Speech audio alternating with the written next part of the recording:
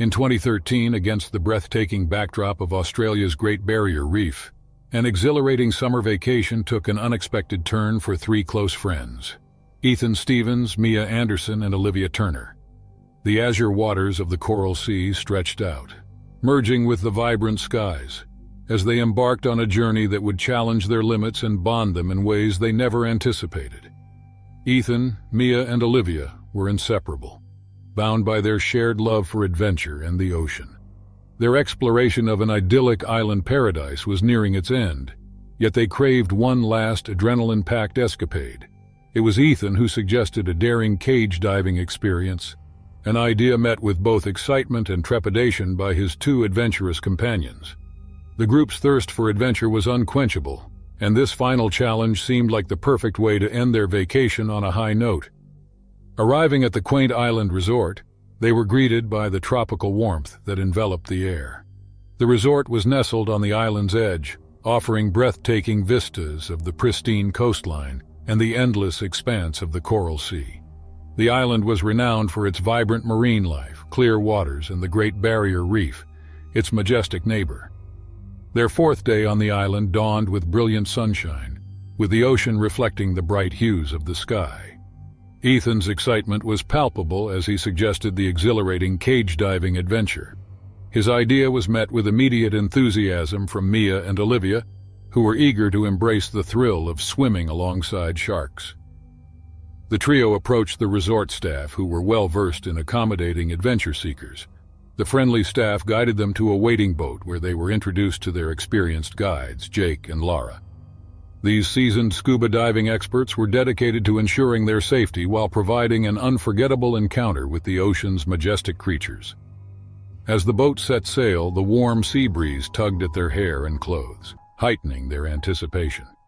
The journey took them to the heart of the Coral Sea, a shimmering paradise that lay just beyond the horizon. The gentle rocking of the boat matched the rhythm of their excited heartbeats, and the endless expanse of the sea beckoned with untold wonders. With Jake and Lara's guidance, the trio prepared for their underwater adventure. They donned their scuba gear, the sound of their steady breaths mingling with the crashing waves. Olivia couldn't help but feel excitement and nervousness, while Mia's eyes sparkled with anticipation. Their dive took them to a prime location near the Great Barrier Reef, a vibrant underwater world teeming with life. Jake and Lara led them to the sturdy cage that would be their sanctuary beneath the waves. As they descended into the depths, their amazement grew at the kaleidoscope of colors and the serene beauty surrounding them. The cage was flung open in a heart-pounding instant as the massive bull shark rammed into it with an earth-shattering force.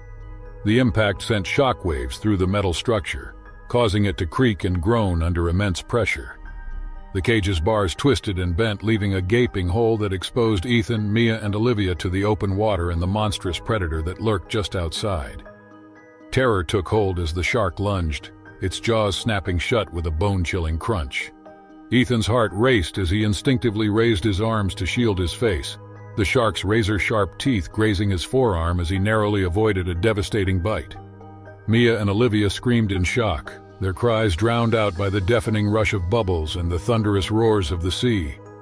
Chaos erupted as the friends were jostled within the cage, their bodies tossed like rag dolls in the underwater maelstrom. The once tranquil ocean had transformed into a cauldron of fear and violence, with the very elements that nature had concealed now revealed in their most terrifying forms. Water surged around them, obscuring their vision and adding to the confusion that threatened to overwhelm their senses. Desperation propelled them into action. With adrenaline surging through their veins, Ethan, Mia, and Olivia fought to keep their heads above water and away from the deadly jaws of the bull shark that circled hungrily. The shark's menacing silhouette danced on the fringes of their vision, an ever-present reminder of the peril that awaited them. Through the chaos emerged their guides, Jake and Lara, whose faces were etched with determination as they sprang into action. Using all their strength, they operated the boat with furious resolve, maneuvering it to create a turbulent disturbance in the water. The violent splashes and aggressive movements aimed to divert the shark's attention from the exposed trio, a race against time and instinct. The water roiled as the shark focused on the commotion on the surface, drawn by the flurry of movement and noise. Ethan, Mia, and Olivia clung to the cage's remnants, their hands scraped and bleeding from the vicious encounter. Their eyes remained locked on the relentless predator that continued to circle, its powerful form a chilling reminder of the danger they were still in. With a final surge of strength, Jake and Lara's efforts proved successful. The shark's predatory gaze shifted towards the boat, the promise of a potential meal diverting its attention from its trapped quarry. Slowly, cautiously, the predator faded into the depths, its disappearance leaving a haunting stillness in its wake. The guides swiftly sprang into action, their combined efforts focused on hauling Ethan, Mia, and Olivia to safety. The cage's remnants were cast aside, replaced by the safety of the boat's deck. As they gasped for air and clung to one another, relief, shock, and gratitude painted their faces. The reality of their brush with death was etched into their minds, forever altering their perception of the once beautiful underwater world. As they were helped onto the boat, Jake and Lara's trained eyes scanned the trio for injuries. Ethan's forearm bore the harrowing marks of the shark's attack. The skin was deeply torn, and blood was seeping from the wounds. The guide's swift and decisive intervention had spared them from a fate too terrifying to comprehend, and their bond with Ethan, Mia, and Olivia was strengthened by the shared trauma of their near-death experience.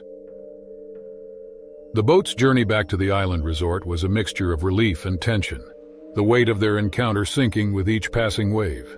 Ethan's breathing was labored, and his face was pale from blood loss. The reality of his injuries was a grim reminder of the brutal force they had faced beneath the waves. Jake and Lara worked tirelessly, their concern evident as they applied makeshift bandages to stanch the bleeding and provide some measure of comfort. In the aftermath of the tumultuous encounter, Ethan, Mia, and Olivia were left with physical and emotional scars that would forever remind them of the power and unpredictability of nature's creatures. The ocean's depths held mysteries beyond their wildest imagination. The resilience they displayed in the face of danger would forever shape their understanding of survival, friendship, and the fragile line separating humanity from the untamed world surrounding it. The incident left an indelible mark on them, altering their perception of the ocean's beauty and dangers. The untamed power of the bull shark served as a humbling reminder that nature's majesty could also conceal its unpredictability. As they returned to the island resort, their shared ordeal bound them closer together, reinforcing their appreciation for each other and their determination to embrace life's adventures while respecting its challenges. Upon reaching the resort's shore, medical personnel were waiting to attend to Ethan's injuries. He was transported to the hospital for immediate medical care. His pain was a constant reminder of their narrow escape from the jaws of a predator. As the ambulance sped away, the island's beauty seemed bittersweet, a paradise forever etched with the memory of a perilous encounter, a testament to the fragile balance between humanity's desire for adventure and the ocean's untamed mysteries. In the tranquil waters of Costa Rica's Bajo Alcione, a renowned diving spot known for its bustling marine life and the serenity of the Pacific, the Anderson family embarked on a journey they had been planning for months. In the summer of 2006, David Anderson, a seasoned diver, and his wife Maria and their two teenage children, Emily and John, set off from their small, picturesque coastal town to explore the wonders beneath the waves. The Andersons were a family of nature enthusiasts, having spent numerous vacations in various national parks and wildlife reserves, which they ensured were fictional to avoid any possible legal implications. They were excited about their dive in Bajo Alcione, a place they had chosen due to its reputation for clear waters and abundant sea life. Their goal was simple: to experience the underwater world together as a family and capture memories with their new underwater camera. The Andersons and their experienced guide, Miguel Sanchez, dove into the ocean as the sun casts a golden hue over the water. Miguel, a local with an expansive knowledge of the sea and its inhabitants, led them through the coral reefs teeming with colorful fish, pointing out different species and making the dive an educational experience for the family. However, the wonder was soon replaced by a creeping sense of unease. Miguel noticed an unusual movement in the water, a large shadow circling them at a distance. His years of experience told him that this was no ordinary fish. He signaled the family to stay close and led them back to the boat. As they swam, the shadow grew more prominent and more defined. A massive shark unlike any he had seen in these parts. Sensing the urgency in Miguel's movements, the Anderson family followed closely, their hearts racing. The shark, perhaps drawn by the commotion or the unfamiliar presence in its territory, started closing in on them rapidly. Realizing the gravity of the situation, David pushed his children ahead, urging them to swim faster. The family reached the boat with the shark merely meters away. They scrambled aboard, hearts pounding as the guide helped them up individually. The shark circled the boat a few times, its dorsal fin slicing through the water before disappearing into the deep blue.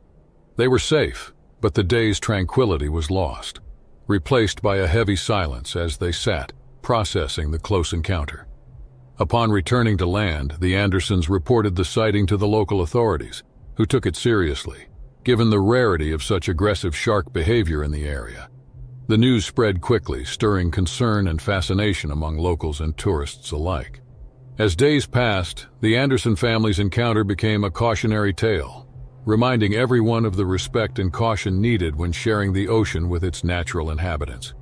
Still processing the encounter, the family dedicated their time to raising awareness about marine conservation and the importance of understanding and respecting wildlife. Meanwhile, in Bajo Alcione, the shark was spotted occasionally, always from a safe distance, reminding divers and fishermen of the delicate balance between humans and nature. The story of the Andersons' dive lived on, a mix of adventure and a solemn reminder of the unpredictability of the wild. They continued to advocate for marine conservation, inspired by the beauty they had witnessed and the fear they had overcome. The day following the Anderson family's harrowing escape, the small coastal town of Bajo Alcione buzzed with discussions and cautionary advice about the massive shark lurking in the nearby waters. Despite the heightened awareness, life in the picturesque town, reliant on the ocean for livelihood and leisure, continued with a wary normality. Locals and tourists, while cautious, still ventured into the water, and divers, attracted by the stories of the large shark, came hoping to catch a glimpse from a safe distance. On this fateful day, a group of 3 adventurous divers, unaware of the full extent of the previous day's events, set out to explore the reefs of Bajo Alcione. They were experienced and confident, equipped with the best gear, and had a curiosity about the marine life that outweighed their sense of danger. The trio of seasoned marine biologist Laura Diaz, wildlife photographer Tom Bennett, and local diving enthusiast Carlos Rivera entered the water excitedly, discussing the diverse species they hoped to encounter. As they descended into the vibrant underwater world, their attention was caught by the myriad of colors and shapes of the reef. Laura pointed out an unusual coral formation to Tom, who was busy capturing everything on his camera. A bit further ahead, Carlos signaled to them a rare fish he had spotted. Engrossed in the beauty and thrill of the dive, the group slowly drifted further from their designated safe zone. Unbeknownst to them, the shadow of the giant shark was once again patrolling the area. Its silent, powerful form moved with an eerie grace, starkly contrasting the lively and colorful reef. The shark, possibly agitated by the recent surge of activity and encroachment into its territory, began to close in on the unsuspecting group. In a sudden, horrifying sequence of events, the shark attacked. The tranquil underwater world turned into a scene of chaos and panic. Laura, Tom, and Carlos scrambled to escape, but the shark was relentless. In just 5 minutes, the shark had inflicted severe wounds on all 3 divers, each suffering critical injuries. The local emergency response team, already on high alert due to the recent shark sighting, responded quickly. The divers were rushed to the nearest medical facility, but despite the best efforts of the medical staff, the injuries were too severe. Laura, Tom, and Carlos succumbed to their wounds, their death sending ripples of grief and fear throughout Bajo Alcione.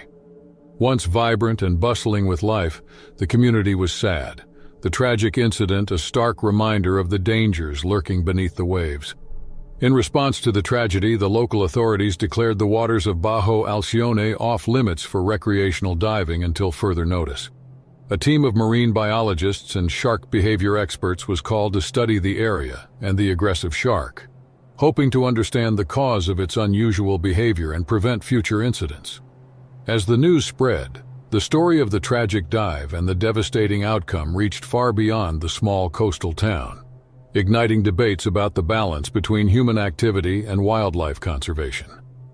The incident catalyzed change, prompting stricter safety regulations and a renewed commitment to protecting people and the marine environment. The Anderson family, deeply affected by the tragedy and remembering their close call, dedicated themselves to advocating for ocean safety and shark awareness. They shared their story widely, emphasizing the importance of respecting nature's boundaries and the need for ongoing research and education about the mysterious and often misunderstood creatures of the deep.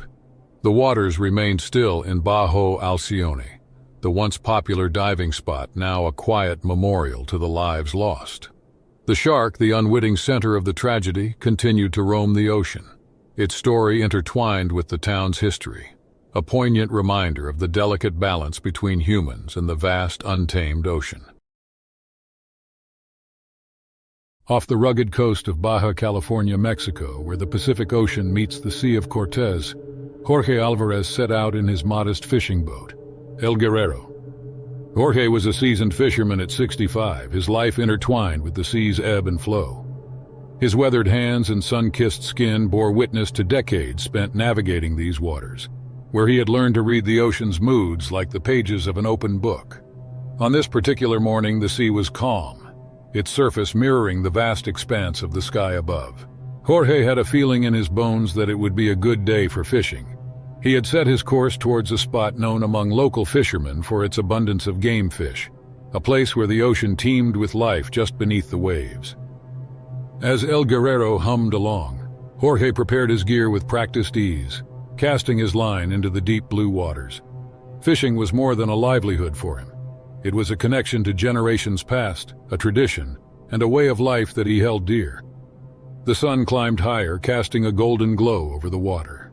Jorge waited patiently, his experienced eyes scanning the horizon, his mind at peace with the world around him. It wasn't long before he felt a tug on his line, a sign that he had hooked something substantial. The reel screamed as the fish fought, its strength evident in the forceful pulls that threatened to drag the rod from Jorge's grasp. With a steady hand and a calm demeanor, Jorge worked to reel in his catch, his heart racing with the thrill of the challenge. He lived for this moment, the battle of wits and strength between man and nature. As the struggle continued, a dark shape caught Jorge's eye, cutting through the water with incredible speed. A mako shark, one of the ocean's fastest and most formidable predators, had been attracted by the commotion. The shark's sleek form and sharp teeth made it a fearsome sight, its presence adding an unexpected twist to Jorge's fishing expedition. The mako shark, drawn by the prospect of an easy meal, zeroed in on Jorge's catch, its movements quick and decisive. Jorge watched in awe and apprehension as the predator circled, its intent clear. The situation had escalated quickly, the serene morning giving way to a tense standoff between the fisherman, his catch, and the encroaching shark. Jorge knew he had to act fast. The shark posed a significant threat, not just to his catch, but to him and El Guerrero. Mako sharks were known for their aggressive behavior, and a confrontation could quickly end in disaster. With the shark closing in, Jorge weighed his options. Releasing the fish could save him from a dangerous encounter, but it went against every instinct he had as a fisherman. The sea was his life. Every catch was a testament to his skill and perseverance. As the mako shark made its move, Jorge's resolve was put to the test. The chaos on the boat, with the thrashing fish and the looming predator, created a situation fraught with peril. Jorge stood at the precipice, the outcome of this trial by sea hanging in the balance. The suspense of what would happen next held the air in a tight grip, a moment of uncertainty in the vast and unpredictable waters off Baja California. As the mako shark approached aggressively, Jorge's years of experience on the sea kicked into instinctual overdrive. The fish on his line, a formidable opponent in its own right, suddenly seemed like a minor challenge compared to the razor-sharp teeth and raw power of the approaching predator. Jorge understood the stakes. It was not just about the catch anymore, but his safety and that of El Guerrero. Jorge decided in a moment of clarity amidst the brewing storm of fins and waves. He loosened the tension on his fishing line swiftly, giving the caught fish some slack, hoping it might give the shark a less static target. His plan was risky, potentially costing him his prized catch. Still, it was a calculated move to redirect the shark's attention and possibly save both the catch and himself from becoming casualties of the sea. The mako, intrigued by the sudden change in the fish's movements, darted towards the now erratically moving target. Jorge watched with bated breath as the shark took the bait and went after the fish with renewed vigor. The ocean erupted into a spectacle of nature's raw dance, the predator and the prey in a fight for survival, with Jorge as the unwilling conductor of this aquatic symphony. In the chaos, the line snapped, and Jorge's heart sank as he watched his catch disappear into the depths with the shark in hot pursuit.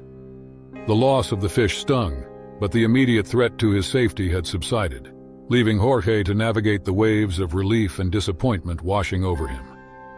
The sea calmed as the mako shark vanished into the blue, taking the moment's intensity. Jorge sat back, taking stock of the situation. El Guerrero had weathered the encounter, and apart from the loss of his catch and a frayed fishing line, all was intact. The sun still hung high, casting a serene light over the water as if the ocean wanted to make amends for its earlier treachery. As the resilient seafarer, Jorge continued his day on the water. The ocean was his home, and he knew that days like these were part of the pact he had made with the sea long ago. With a new line in place, he cast again into the vast expanse, his spirit unbroken, his respect for the ocean deepened by the day's events. As El Guerrero made its way back to shore later that day, the setting sun painted the sky in hues of orange and purple. Jorge reflected on the day's trial, a story of survival and the ever-present dance between man and the sea. He thought of the mako shark as part of the ocean's tapestry as he was, and felt a kinship with the predator that had tested his resolve. Back on land, Jorge's tale of the encounter spread among the local fishermen, a story of respect for the ocean's inhabitants and the unpredictable nature of the sea. It served as a reminder of the delicate balance between man and nature, which Jorge had navigated with skill and wisdom. As night fell on Baja California, Jorge looked out over the water, the stars reflecting off the calm sea. The day's events reaffirmed his connection to the ocean, a bond forged through years of challenges and triumphs. The trial he faced was a testament to his enduring spirit, a narrative of resilience that would be woven into the fabric of his seafaring legacy. In the dance of the fisherman and the sea, Jorge Alvarez had once again found harmony in the face of nature's unpredictable rhythm. On the sun-kissed morning of July 15, 2002, Clara Benson and Lucas Wright, a newlywed couple from a small town in England, were embarking on what was meant to be the highlight of their honeymoon in the Bahamas. They had chosen Sapphire Lagoon, a stunning location known for its crystal-clear waters and vibrant marine life. The Bahamas, a paradise for water enthusiasts, was home to many sea creatures, including the awe-inspiring yet formidable tiger sharks. Clara, a 28-year-old nurse with a love for the ocean, was excited about their snorkeling trip to see the colorful coral reefs of Sapphire Lagoon. Lucas, a 30-year-old schoolteacher, shared her enthusiasm, although he was slightly apprehensive about the open waters. They had heard about tiger sharks in the area, impressive, respected, and feared creatures. Known for their striped bodies and powerful presence, tiger sharks were a common sight in these waters, though they rarely interacted with humans. Their day started with laughter and anticipation as they prepared for their adventure. They talked about the fish they hoped to see and the memories they would create. After a hearty breakfast at their seaside resort, they met with their guide, a seasoned local diver named Marvin, who briefed them on safety measures and the rich biodiversity of Sapphire Lagoon. Armed with snorkeling gear, Clara and Lucas set out on a small boat captained by Marvin. The lagoon's waters sparkled under the bright Bahamian sun, inviting them into its depths. Clara's eyes gleamed excitedly as they neared the snorkeling spot while Lucas checked his camera, eager to capture every moment. They plunged into the water, immersing themselves in the underwater wonderland. Clara was mesmerized by the coral's vivid hues and the schools of fish that swam close enough to touch. Lucas, swimming beside her, felt a sense of awe at the beauty that surrounded them. Unbeknownst to the blissful couple, a tiger shark over 3 meters long and drawn by the activity was slowly approaching from the deeper parts of the lagoon. Clara, busy admiring a school of angelfish, didn't notice the shadow looming in the distance. Suddenly, Lucas saw the unmistakable stripes of the tiger shark. His heart sank as he realized the imminent danger. He gestured frantically to Clara, signaling the presence of the shark. Clara turned and her blood ran cold. The tiger shark was alarmingly close. The shark, perhaps curious or feeling threatened, moved closer in a split second. In a state of shock, Clara tried to swim away, but the shark was faster. In a swift, terrifying moment, it bit her hand. Agonizing pain surged through her as she struggled to free herself from the shark's jaws. Seeing his wife in peril, Lucas knew he had to act fast. He swam towards Clara, his mind racing to find a way to help her. He remembered Marvin's advice: stay calm and avoid sudden movements. Lucas reached Clara, his heart pounding with fear and adrenaline. Blood clouded the water around them, signaling the severity of Clara's injury. She was in shock, her face contorted with pain. He supported Clara, trying to keep her calm as he yelled for Marvin's help. Their boat was nearby, but it seemed an eternity away in that moment of terror. Every stroke toward the ship felt like a battle against panic and despair. Marvin, noticing the commotion, quickly headed towards them. As he approached, he understood the gravity of the situation. Clara's hand was grievously injured, and the shark was still nearby. Acting swiftly, Marvin helped Clara onto the boat and administered first aid to her wound. Lucas climbed aboard, his face a mixture of worry and relief. Marvin radioed for emergency medical assistance as they raced back to the shore.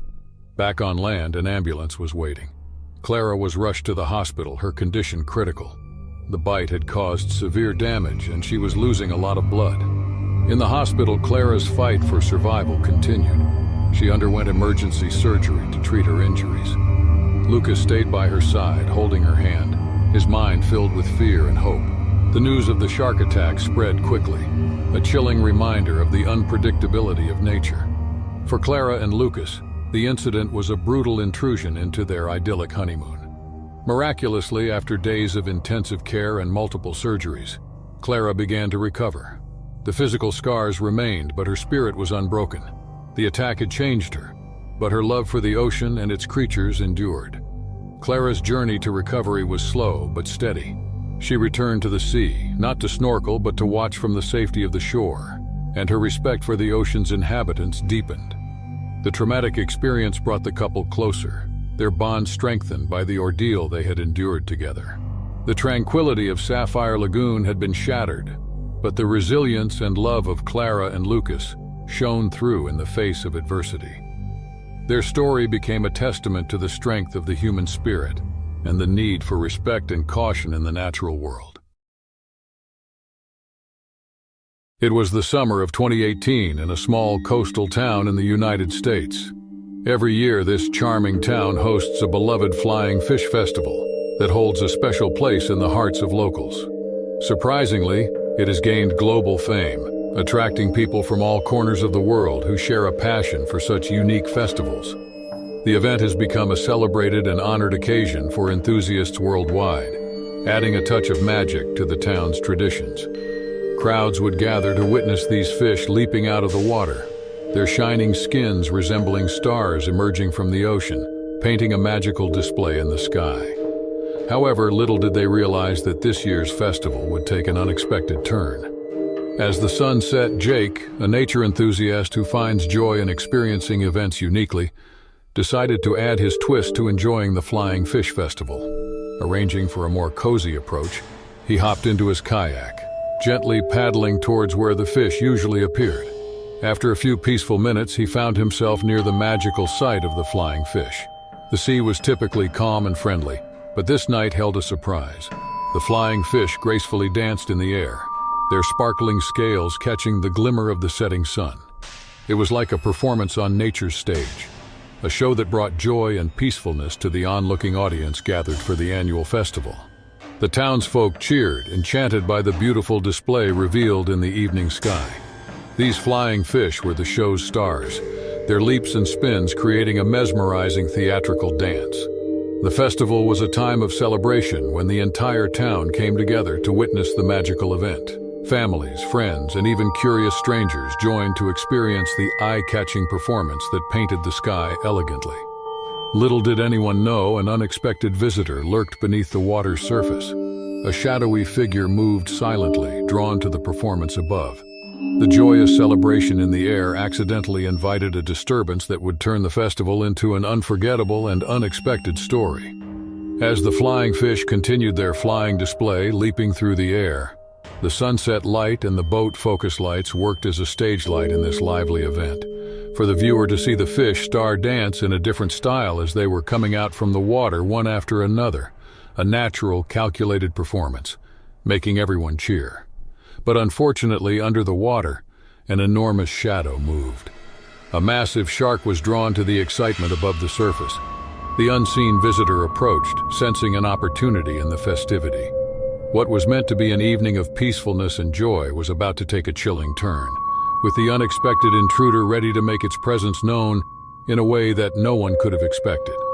In the dark, the shark suddenly leaped, targeting the flying fish. In the confusion, it accidentally crashed into Jake's kayak. The joyful moment turned into a shocking nightmare. No one expected this to happen. In nature, anything can occur, and when you're out there, the only option is to accept what nature presents. The kayak wobbled like jelly after the massive impact of the beast. Jake was momentarily frozen in a terrifying situation, trying to understand what was happening. At that moment, Jake's entire life flashed before his eyes. Facing a deadly creature like a shark, you can expect the unexpected, and Jake was doing whatever instinct told him in that shocking state. After the collision, the shark circled back towards Jake, curious and intensely focused. He was too close for comfort and within the shark's striking range. The predator eyed Jake as if he were prey, locking onto him. In this dangerous situation, one wrong move could lead to a brutal attack, and in such a state, survival chances seemed close to zero. Panic spread among onlookers as they witnessed the unbelievable scene progressing. Sadly, all they could do was watch or close their eyes, left to hope for Jake's life and offer their prayers. Terrified but determined, Jake paddled with all his might, desperately aiming for the safety of the shore. The persistent shark continued its pursuit, creating a tense and suspenseful moment in the moonlit water. Onlookers at the shore rushed to aid, but Jack's fate rested on his ability to paddle swiftly towards safety. The outcome hung in the balance, and the crowd could only watch and hope for Jake's success in reaching the shore. At a crucial moment, emergency services arrived just as Jake skillfully dodged the shark with the unexpected help of the flying fish distraction. Though shaken, he found safety with the assistance of the people on the shore. They made enough noise and showed the beast that it would face trouble if it ventured too close to Jake, a smart strategy that worked effectively. After this encounter, the shark lost interest in Jake and retreated, disappearing into the sea. The town, filled with joy during the Flying Fish Festival, now felt an uneasy tension lingering in the air. The town couldn't shake off the strange incident in the following days. Once a happy tradition, the festival now had a shadow of fear. People were grateful that Jake survived, but the memory of that night stayed. Over the years, the town continued its Flying Fish Festival, but the memory of the kayaker and the leaping shark stayed with them. The celebration persisted, but the sea became a reminder of the mysterious and sometimes scary things hidden beneath the waves. The town's perception of the once enchanting sea changed forever, as the lesson always taught by Mother Nature was that it can be unpredictable. May 15, 2001 marked a day that would forever change the life of Finn Harlow, a young surfer with an insatiable thirst for adventure and a love for the solitary waves of Australia's hidden gem, Driftwood Beach. Located off the beaten path along the northern shores of New South Wales, Driftwood Beach was a secret known only to a select few, where Australia's wild beauty was preserved and revered. Its isolation made it the perfect escape for those like Finn, who sought the purity of surfing without the crowds. Finn's morning began before the sun kissed the horizon, his alarm clock unnecessary as his internal clock was finely tuned to the ocean's schedule. He loaded his old van with the essentials, his surfboard, a worn-out wetsuit, and the eagerness of a soul destined to chase the waves. The drive to Driftwood Beach was a ritual, the winding roads a prelude to the awaited serenity. Upon arrival, the beach greeted him with its usual quiet splendor. the sounds of the waves a soothing welcome. The beach's name, Driftwood Beach, came from the countless pieces of wood that journeyed from distant forests to rest upon its shores. Each piece was a story, and a journey ended. Like many before, Finn was the lone figure against the vast open sea this morning, a testament to his dedication and passion for surfing. The local fauna, a mix of curious dolphins and the occasional sea turtle, were the usual spectators to his morning ritual. Sharks, too, were part of Driftwood's natural tapestry, apex predators that commanded respect and caution. Finn, well versed in the behaviors of these majestic creatures, surfed with a mindfulness that acknowledged their presence without fear. He understood the ocean was their domain, and he was but a visitor, granted access through mutual respect born of understanding and admiration.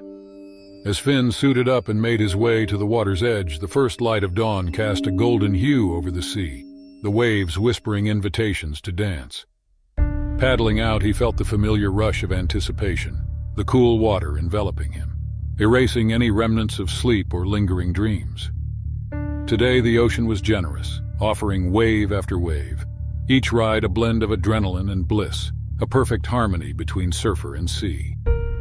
But as the morning wore on, a subtle shift occurred. The wind changed direction, bringing with it a chill that hinted at the unseen forces at play within the depths of Driftwood Beach. Finn, attuned to the moods of the ocean, sensed the change. The waves grew erratic, their patterns a puzzle that beckoned understanding. Finn embraced the challenge, undeterred, adapting his style to match the ocean's new rhythm. It was a dance of respect, a give and take that only those who knew the sea could navigate. His last ride before the incident was a testament to his skill and connection to the water, a perfect ride that ended with him back at the shore, exhilarated and unknowingly on the precipice of a life-changing encounter. As Finn sat on his board, catching his breath and watching the horizon, he reflected on the morning's journey. The solitude of Driftwood Beach, the exhilarating challenge of its waves, and the presence of its wildlife combined to create a moment of pure contentment, a reminder of why he was drawn to this remote corner of the world. Yet as the ocean's mood shifted further, heralding the approach of something unseen, Finn remained in the water, unaware that his love for the surf would be tested in a way he had never imagined. The tranquility of the morning was shattered in an instant. As Finn Harlow sat on his board, legs dangling in the cool water, a shadow loomed beneath him, swift and silent. Before he could react, the water erupted into chaos. The shark, a massive creature of muscle and instinct, struck with terrifying precision. Its target was clear, the unsuspecting surfer who had ventured into its path. Finn Harlow found himself in a fight for his life. The shark hit hard and fast, its body a shadow that became a terror in seconds. Finn, thrown into a sudden battle, relied on instinct. He punched, aiming for the shark's sensitive nose, and kicked, trying to make himself less of an easy target. The water around him churned with the struggle, a mix of fear, determination, and the will to survive. The shark, deterred by Finn's defense, circled back, eyeing him coldly. Realizing his punches were only a temporary fix, Finn made a split-second decision. He climbed back onto his board, paddling with all his strength, heading for the shore as fast as he could. The shore was his safety, the distance between him and the shark a rapidly closing gap. Finn's hopes lifted as he neared the beach when he saw figures moving along the shore. The locals, who had spotted the unusual commotion in the water, rushed towards the sea, ready to help. Among them were Jack, a seasoned fisherman, and Mia, a lifeguard off duty but never off guard. They grabbed spare surfboards, paddling out to meet Finn halfway, their actions swift and coordinated. The shark, perhaps sensing the increased opposition, hesitated. This moment of uncertainty allowed Finn and his unexpected rescuers to return to the beach, where more hands helped drag him out of the water and onto the sand. Finn's leg was severely injured, the marks of the shark's teeth deep and bleeding. Jack used his shirt to stem the bleeding, applying pressure with a steadiness that belied his racing heart. With her first aid training, Mia took over, bandaging the wound with a makeshift tourniquet from their limited supplies. The beach, once a place of solitude for Finn, became a scene of collective action. With no hesitation, the locals used their phones to call for emergency services, knowing that every second counted. While waiting for help, they kept Finn awake and talking, their words a mix of encouragement and bravery. The ambulance arrived, tearing through the quiet of Driftwood Beach with an urgency that matched the situation. The ride to the hospital was a blur of lights and sounds, but Finn's thoughts were clear. Thanks to his quick thinking and the courage of a few locals who had rushed into danger without a second thought, he survived. His recovery was slow, marked by moments of frustration and triumph. The beach no longer felt like just a place to surf. It reminded him of the day he had faced his deepest fears and come out alive, supported by the unexpected bravery of those around him. Finn knew he would return to the ocean, but with a new respect for its power and a deep gratitude for the community that had stood by him. The experience had bound him to Driftwood Beach and its people in ways he had never imagined, a testament to the unpredictable journey of life and the strength found in unity. On a bright and sunny morning, the Johnson family arrived at the bustling Destin Beach in Florida, eager to soak up the sun and enjoy the crystal-clear waters. Among them was 10-year-old Alex Johnson, an energetic and curious boy who loves adventure and the sea. As the family set up their spot on the warm, sandy beach, Alex wasted no time dashing towards the water, his laughter mingling with the sound of the waves. The beach was alive with families, children building sandcastles, and swimmers enjoying the refreshing ocean. With his small, colorful floaties, Alex waded into the shallow waters, splashing around and enjoying the freedom of the open sea. His parents, Sarah and Michael Johnson, kept a watchful eye on him from the shore, comforted by the presence of lifeguards and the safety flags indicating favorable swimming conditions. The beach was known for its family-friendly atmosphere and relatively safe waters, but it was also home to a diverse range of marine life, including the occasional blacktip shark. These sharks, known for their wariness of humans, rarely ventured close to shore, and incidents with swimmers were uncommon. As the morning progressed, the beach became more crowded, the sounds of joy and laughter filling the air. Unbeknownst to the beachgoers, a young blacktip shark, drawn by the commotion and perhaps mistaking the splashes for fish, ventured closer to the shallow waters where Alex was playing. The moment happened in an instant. Alex felt a sudden, sharp pain in his leg and let out a cry of shock and fear. The water around him clouded red, and he realized he had been bitten. Panic set in as he tried to understand what had happened, his mind racing with confusion and fear.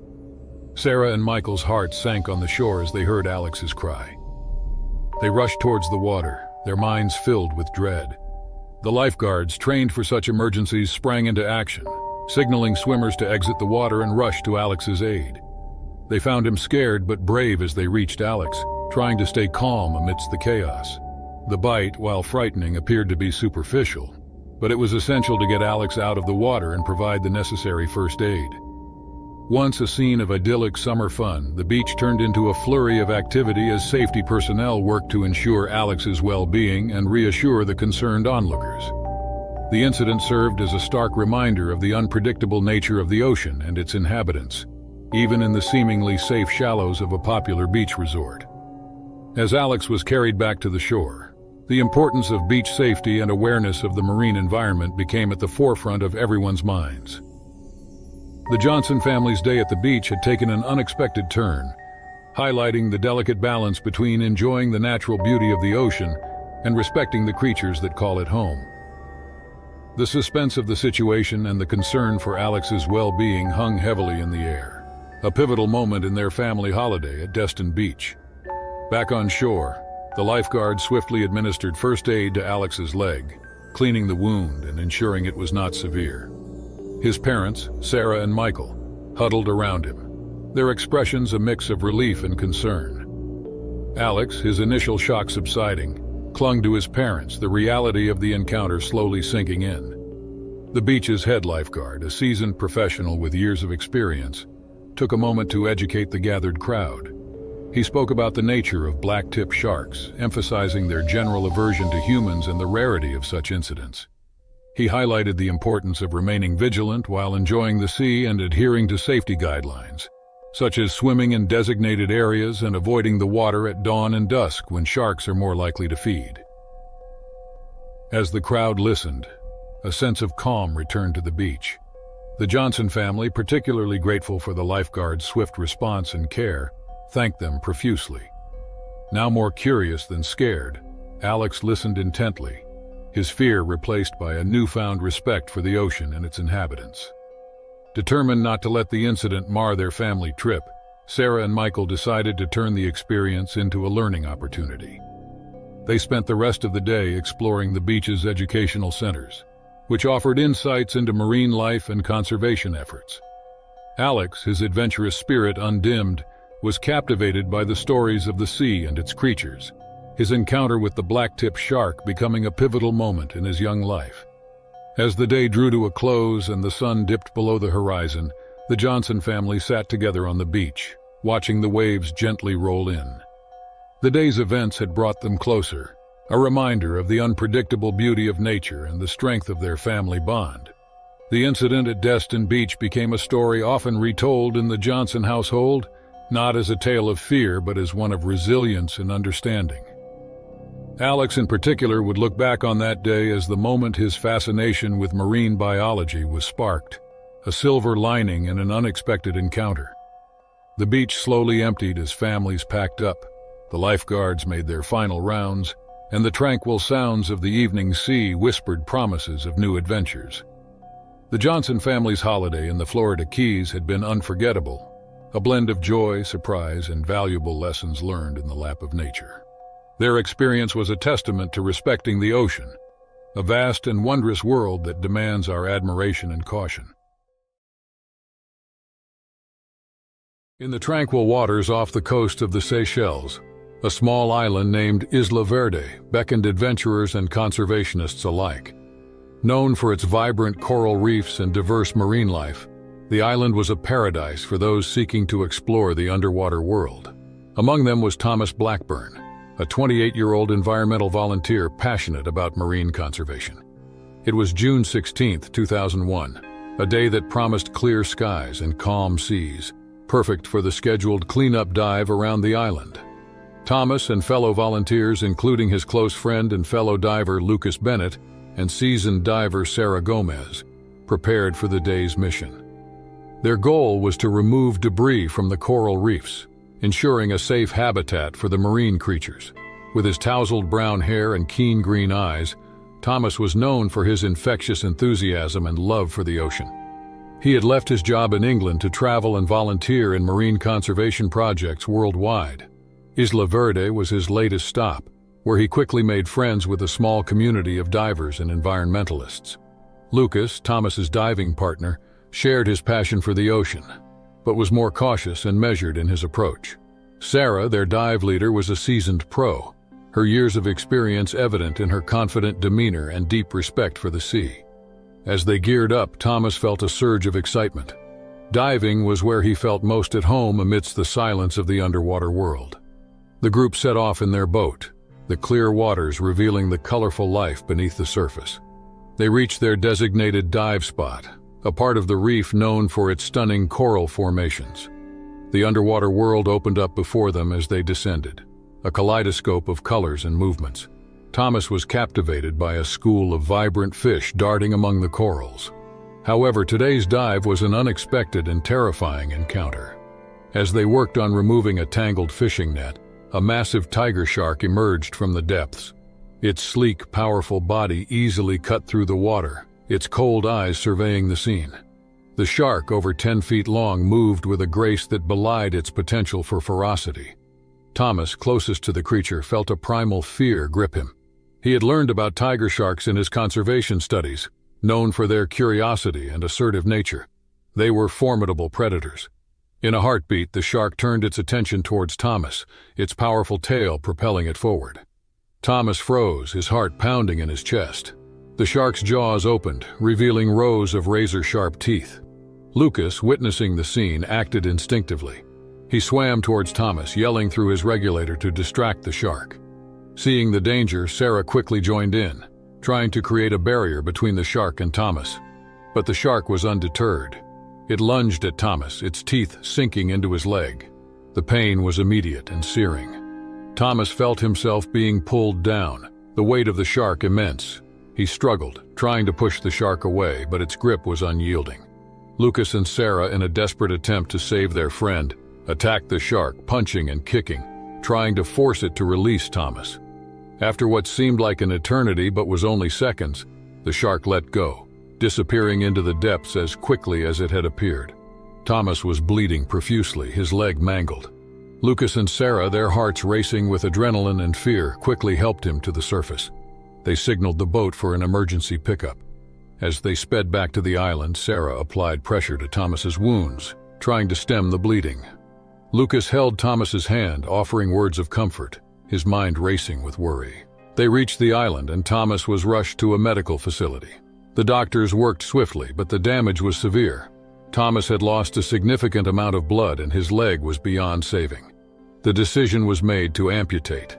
In the days that followed, as Thomas lay in his hospital bed, his life forever changed. He grappled with the reality of his situation.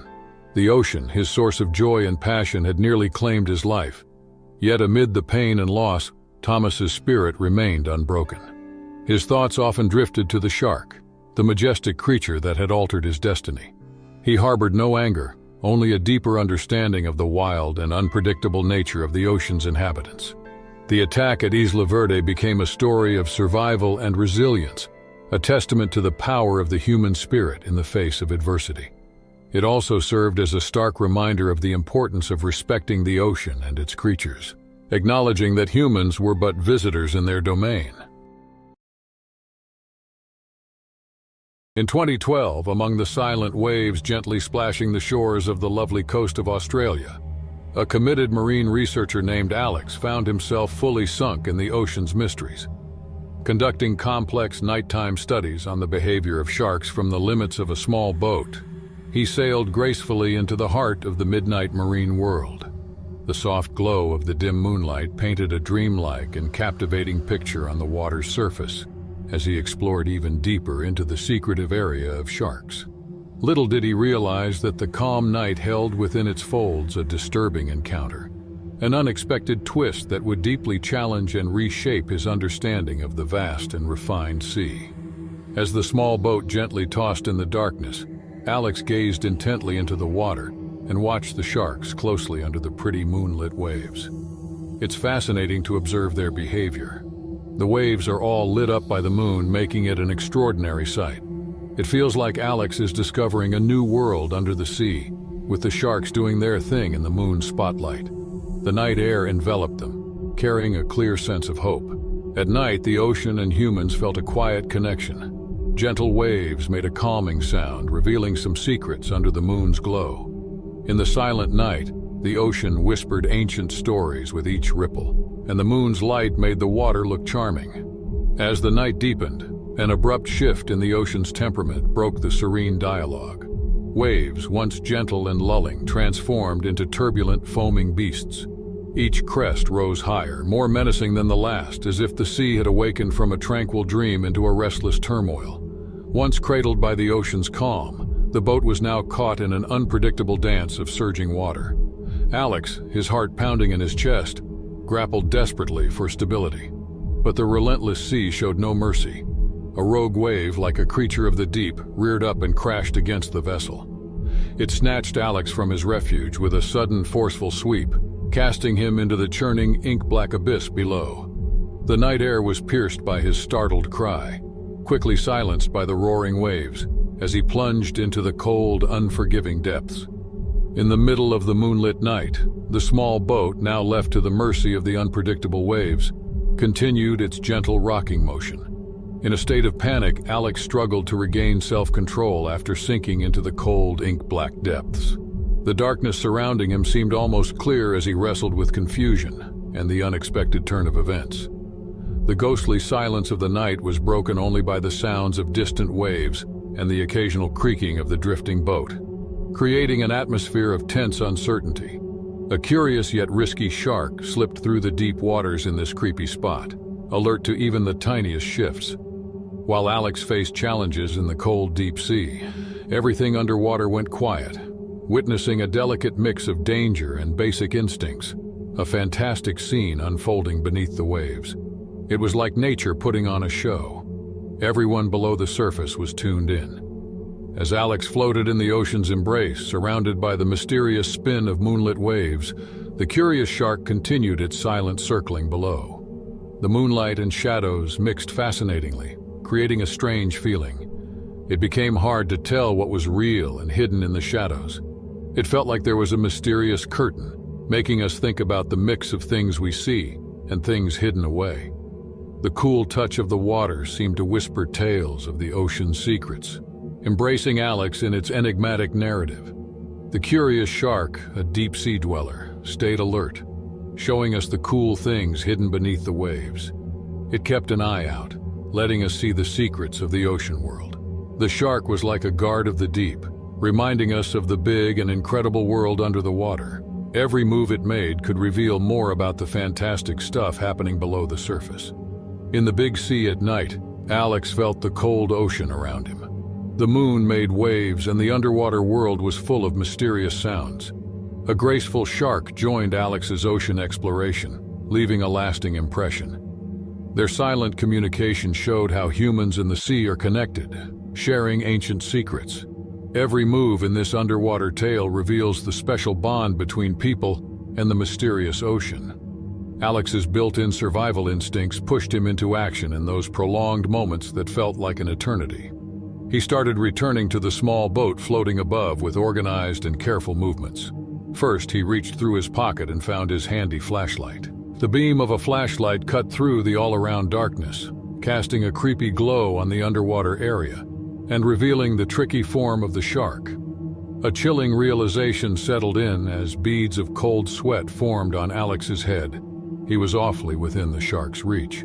In that critical moment, the light helped and connected the deep ocean to the world above. Its appearance in the underwater world changed the dance between man and shark. Surprised by the sudden light, the mysterious creature quickly returned to the shadows, leaving Alex alone in the dark, deep ocean, a mix of nervous feelings and growing relief. Left alone, Alex managed to swim toward the boat after what seemed like an eternity.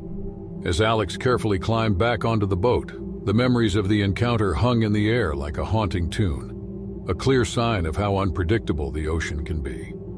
Now a safe spot, the small boat gently carried Alex away from the mysterious and quiet depths, creating a gripping story of a scary night that mixed the known and unknown in the big, mysterious sea. Above, the night sky sparkled with stars, watching this unique meeting between a person and a sea predator. Moving through the waves, the boat's rhythmic sounds became a calming song, easing the tension from the underwater world just moments ago. The water felt gentler while the small boat kept going, as if nature had acknowledged the shared moment between a curious person and a mysterious sea creature. The encounter became more than just a survival story. It became a dance between what we know and what's still a secret, leaving a lasting mark on exploring the sea. The boat's steady journey to safety showed how people can be challenged in front of the ocean's mysterious wonders. The quiet sound of the engine became a reassuring heartbeat, echoing the relief of those on board. So, under the big night sky, the boat sailed on, carrying the memory of a scary adventure that went beyond what people expected and showed the deep connection between us and the fascinating secrets hidden under the waves.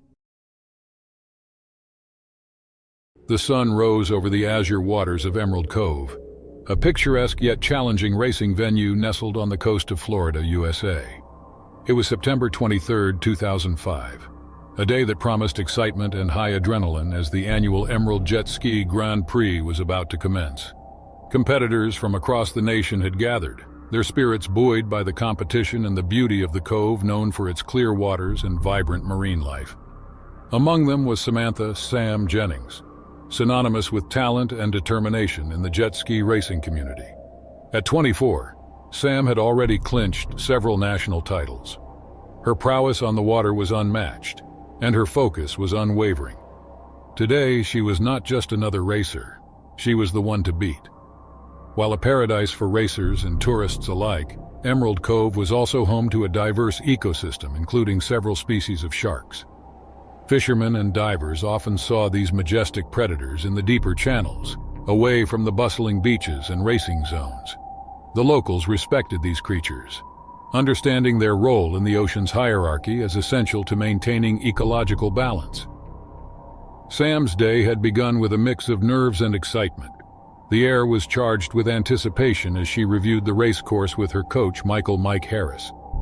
A former racer himself, Mike had seen potential in Sam from her early days, guiding her with a steady hand and an unwavering belief in her abilities.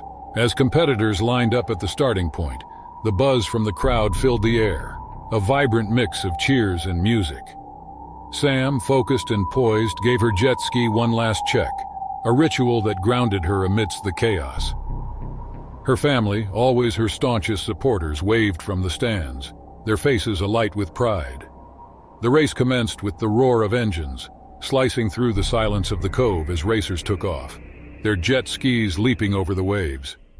Sam, in her element, maneuvered with precision and grace, her eyes fixed on the path ahead. The course was challenging, a test of skill and endurance, weaving through natural obstacles and sharp turns that demanded absolute concentration.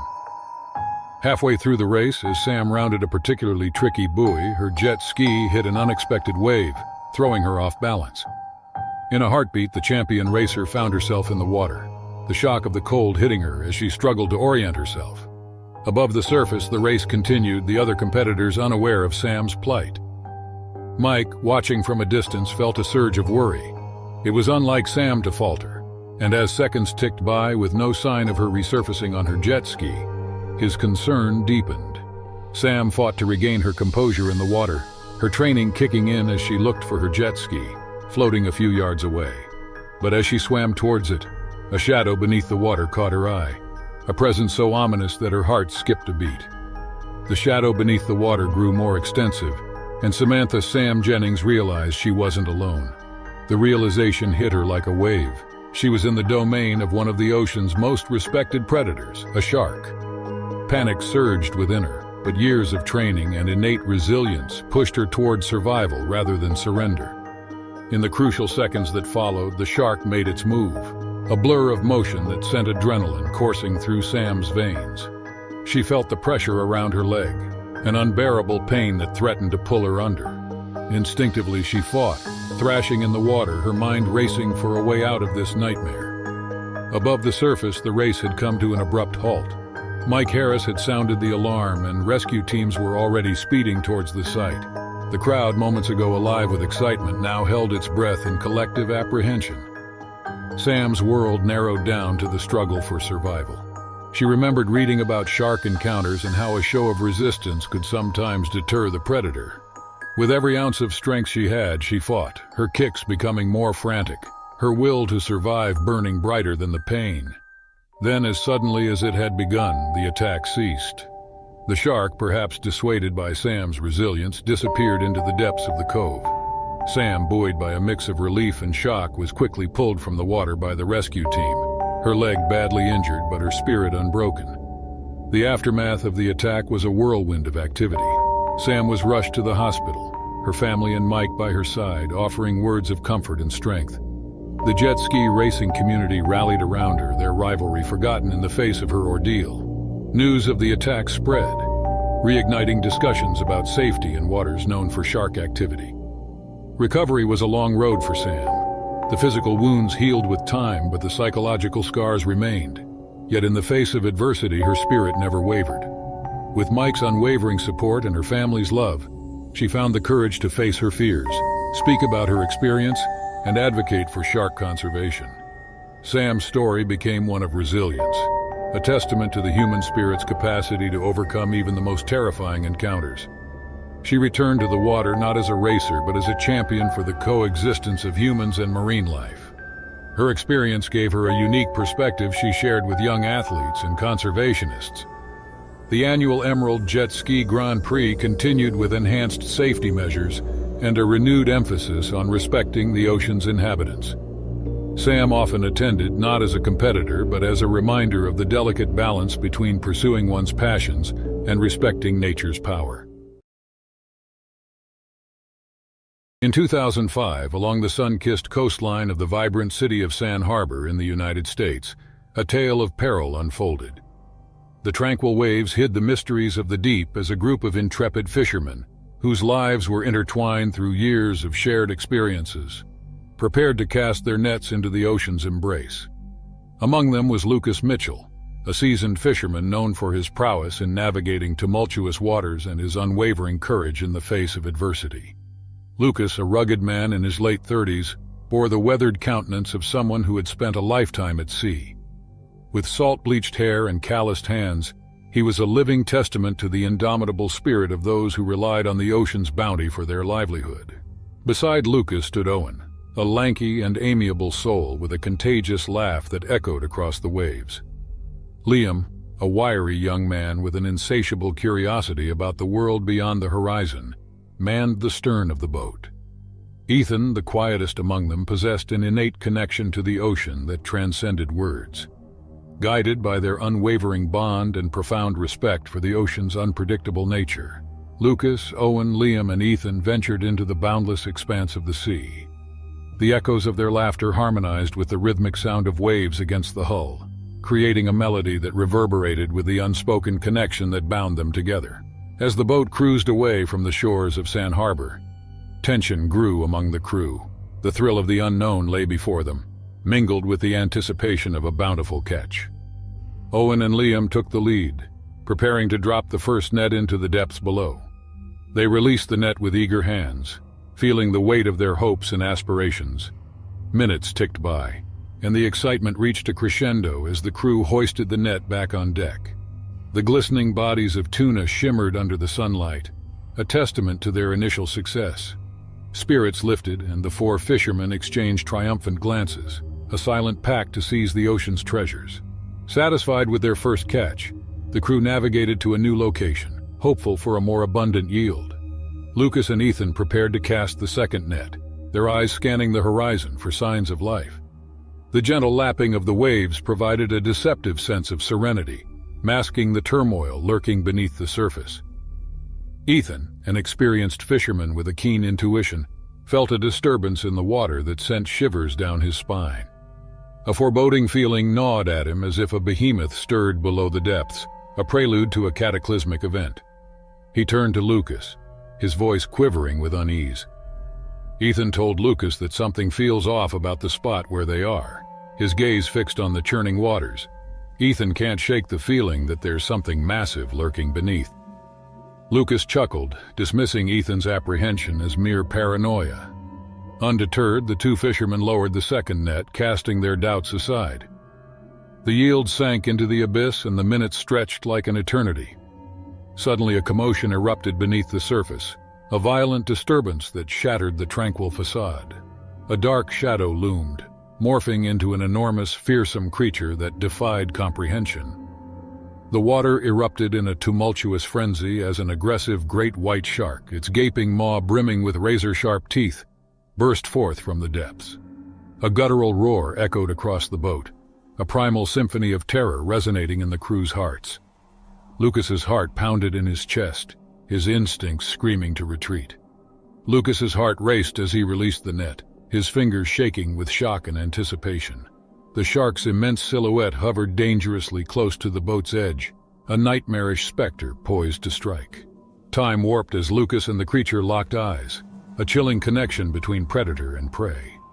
Its abyssal stare exuded malevolent hunger. In a heart-stopping surge, the shark catapulted from the water's depths, jaws agape and craving flesh. Its monstrous maw clamped onto Lucas's leg with bone-crushing force, unleashing a torrent of searing pain that ignited his senses. His anguished cry reverberated through the air, merging with the crew's horrified shouts. Chaos erupted as the crew scrambled to action, their adrenaline-fueled instincts kicking into overdrive. Liam and Owen snatched at anything that resembled a weapon, their faces contorting with fear and determination. The boat bucked wildly as the shark's power tugged at its structure, the clash of human and oceanic forces creating a symphony of pandemonium. In a frenzy of desperation, Lucas grappled with the relentless predator. Every muscle in his body strained against the inescapable pull of the ocean's dominion. His fingers clawed at the boat's uneven surface, the splintering wood digging into his skin as he sought a grip to counteract the shark's inexorable strength. The boat's once sturdy deck became a battleground that vibrated with the furious thrashings of both man and shark. The crew's shouts merged with the wind's haunting wail. The symphony of chaos, a stark reminder of humanity's vulnerability in the face of nature's ferocity. Amidst this chaotic crescendo, Lucas fought to retain his hold on life, his survival instinct igniting a fire. In a final surge of adrenaline-fueled determination, Lucas summoned reserves of strength he didn't know he possessed. His fingers dug into the boat's splintered edges, his muscles screaming in protest as he countered the relentless force of the shark's pull. The tides of fate shifted as Lucas's efforts yielded results. The shark's grip wavered, its mighty hold weakening against Lucas's unyielding resilience. Lucas twisted and turned with a primal roar, his body writhing in pure defiance. And then, with a visceral burst of power, he tore free from the shark's crushing embrace. The ocean's predator recoiled, vanishing into the depths with a frustrated thrash. Lucas's ragged gasps filled the air. His body sprawled upon the boat's surface like a warrior emerging victorious from a savage battlefield. The crew's exultant cries mingled with the salt-laden breeze, a chorus of triumph against the relentless might of the deep. Owen and Ethan hoisted him back onto the boat, their faces a mix of relief and fear. The crew's harrowing encounter with the vicious Leviathan had left its mark, forever etched in their memories. As the boat sped back to Sand Harbor, Lucas's pain was eclipsed by camaraderie and unity among the crew. Their collective efforts had defied the odds, and they now navigated through treacherous waters with a newfound respect for the untamed forces that dwelled beneath. Upon reaching the shore, the situation's urgency propelled Lucas into the hands of a waiting ambulance. The paramedics worked quickly, assessing his injuries and providing immediate medical attention. Lucas's injured leg was carefully examined, cleaned, and stitched up. The pain reminded him of his harrowing encounter. The hospital room buzzed with activity as doctors and nurses monitored his condition, ensuring he would recover from his physical wounds. As news of the incident spread among their friends and families, shock and concern rippled through their close-knit community. Owen, Liam, and Ethan gathered at the hospital, their faces etched with worry and relief as they saw Lucas's pale but determined expression. The incident had shaken them to their core, forcing them to confront the unpredictable and dangerous nature of the ocean they had always considered their ally. The aftermath of the shark attack left an indelible impact on each of them. For Lucas, the physical pain was a constant reminder of the danger he had faced. Still, it also fueled his determination to heal and regain his strength. The incident had not only tested his physical endurance, but also highlighted the power of his friendships. He was deeply moved by the unwavering support of Owen, Liam, and Ethan, realizing the depth of their camaraderie in the face of adversity. As time passed, Lucas's leg healed, and the physical scars faded. The incident remained a defining moment in their lives, a story they would tell for years. The tranquil waves that had once held secrets untold now bore witness to their shared experience of survival, friendship, and the awe-inspiring power of the ocean. In the vibrant and teeming waters of the Great Barrier Reef, Australia, Dr. Emily Harris, a dedicated marine biologist in her early 30s, embarked on a dive that would immerse her in the heart of one of the world's most magnificent underwater ecosystems. With her keen interest in coral conservation and marine life, Emily sought to study the intricate relationships that sustained this natural wonder. Armed with her waterproof notebook and camera, Emily descended into the clear, azure waters early one morning. The sun's rays filtered through the water, illuminating the reef's myriad colors and casting a serene glow on the underwater world. As she swam past schools of brightly colored fish and over vibrant coral formations, Emily was in her element, meticulously documenting her observations and capturing the reef's beauty. The Great Barrier Reef, a kaleidoscope of life, offered an ever-changing biodiversity landscape. Emily navigated through the coral gardens, her movements graceful and respectful of the fragile environment around her. Her focus was on the health of the coral, noting areas of bleaching and regrowth, vital signs of the reef's struggle and resilience. As she ventured further, Emily entered a less explored part of the reef, where the waters grew deeper and the marine life more elusive. It was here that she hoped to gather data on the less observed species, contributing to her ongoing research on the ecosystem's dynamics. The tranquility of the dive was suddenly interrupted when a shadow loomed in the periphery of Emily's vision. Turning slowly, she came face to face with a tiger shark, its distinctive stripes unmistakable against the blue backdrop. Tiger sharks, known for their curiosity towards divers, were not uncommon in these waters, but their presence was always a reminder of the wild and unpredictable nature of the sea. Emily's heart skipped a beat as the shark circled her, its movements deliberate and inquisitive. She knew staying calm was crucial. Sudden movements could be interpreted as a sign of distress or provocation, potentially triggering the shark's predatory instincts.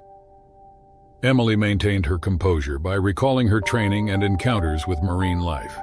She knew eye contact with sharks could sometimes deter them, showing she was aware and not prey. She kept her eyes on the shark, moving slowly to keep it in her field of vision without making sudden or threatening gestures. The shark, seemingly satisfied with its assessment, continued to circle, maintaining a safe distance but keeping a watchful eye on Emily. She took slow, measured breaths through her regulator, mindful of every movement, every bubble that escaped towards the surface. As the minutes passed, the tension in the water was palpable. Emily needed to ascend to the surface, but too quickly or abruptly could provoke the shark. She had to balance her safety with a need to respect the creature's space, all while capturing this rare encounter on her camera, evidence of the delicate balance between humans and nature in this underwater paradise. The standoff between Emily and the tiger shark, a formidable and majestic creature, unfolded with a silent intensity beneath the waves of the Great Barrier Reef. Aware of the depth and the decompression stops required for a safe ascent, Emily began to plan her return to the surface with utmost care. Her experience as a marine biologist had taught her the importance of gradual movements in the aquatic realm, especially in the presence of predators. The shark, its sleek body gliding effortlessly through the water, seemed to mirror Emily's cautious movements. While keeping her gaze fixed on the shark, Emily slowly positioned her camera to document the encounter. The images she captured would add to her research and be a powerful reminder of her work's raw beauty and inherent risks. As the minutes ticked by, Emily initiated her ascent, ascending slowly to avoid alarming the shark. Her eyes remained locked on the creature, even as she carefully monitored her dive computer, adhering to the necessary safety protocols. The tiger shark, perhaps sensing her intention to leave, continued to circle at a distance, its curiosity not yet satisfied.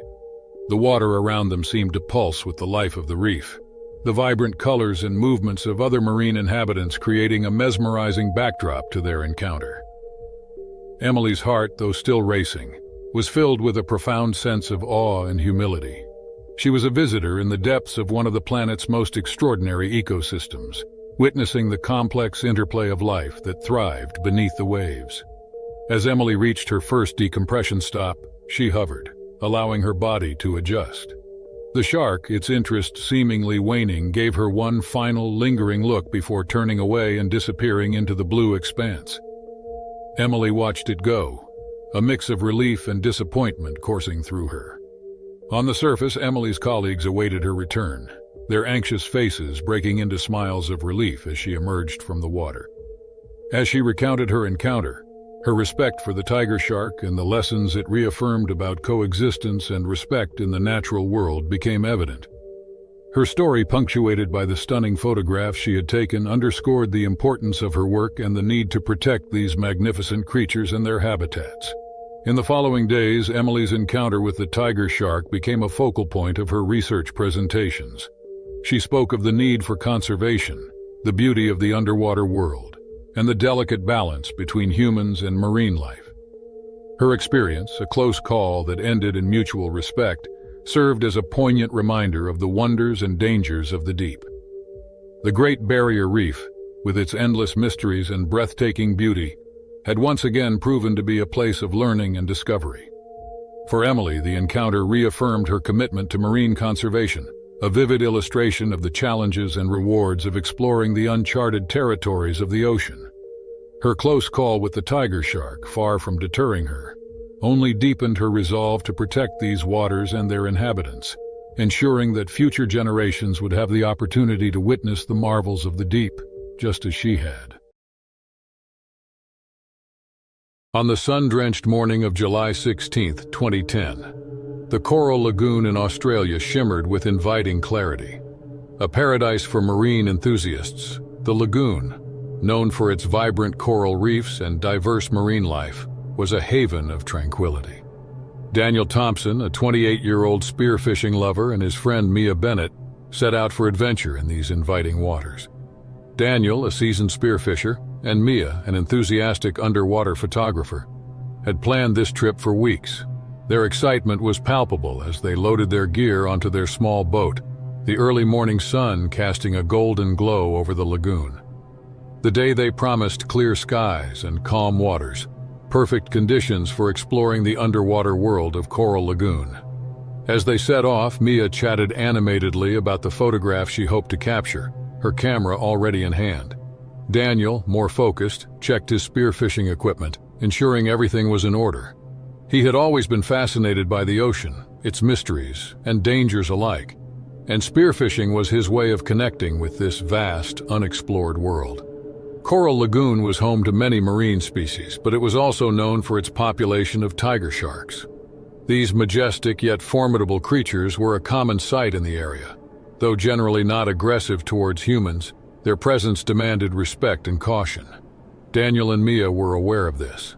They had taken all necessary precautions and planned to stay within the safer zones of the lagoon. Upon reaching their destination, a serene spot surrounded by coral formations, they anchored the boat. Daniel donned his diving suit and prepared his spear while Mia readied her camera. The crystal clear water offered a compelling view of the vibrant marine life below. As Daniel slipped into the water, the coolness enveloped him, bringing an instant rush of exhilaration. He moved gracefully, his eyes scanning the depths for fish.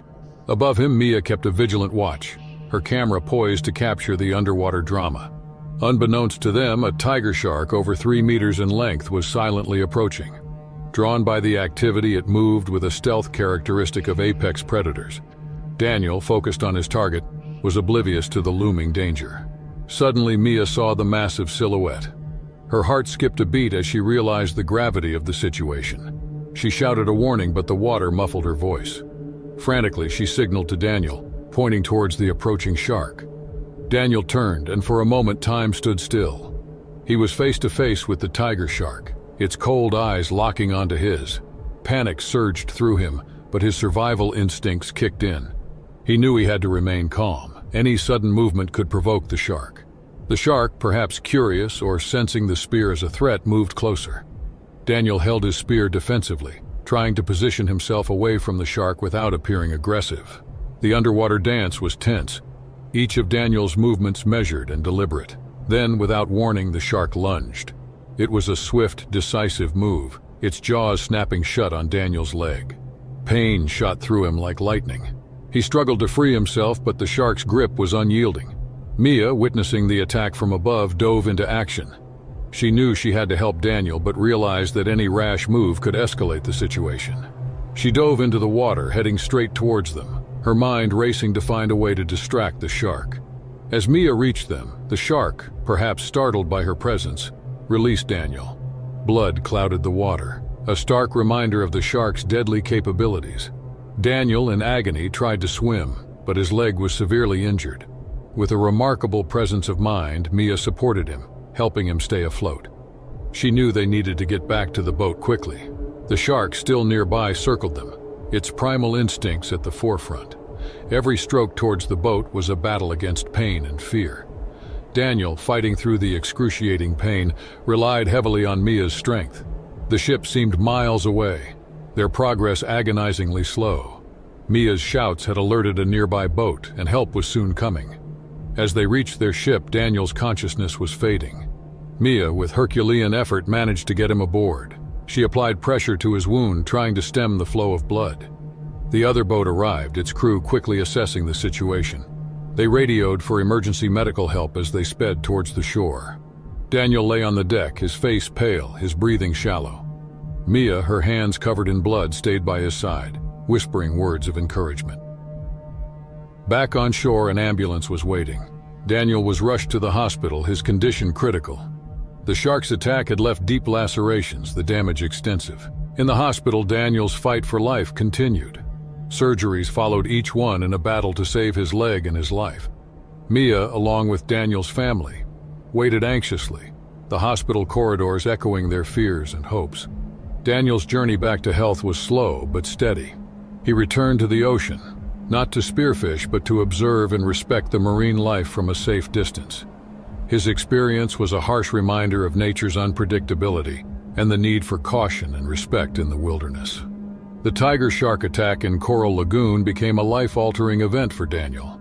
It was a story of survival, resilience, and the indomitable human spirit. This is a reminder that humans are not always the apex predators in the vast, untamed ocean. In 2008, deep in the scary parts of the ocean, a guy named Tom got caught up in a horrifying situation. He was trying out some fancy underwater sound gadgets on a super stormy night not far from the shores of Australia. The boat sailed into something frightening, rain hitting the metal boat hard, creating spooky sounds that matched the scary atmosphere. On a dark, stormy night, Tom, a regular guy into cool stuff, is on a mission, turning into a real scare.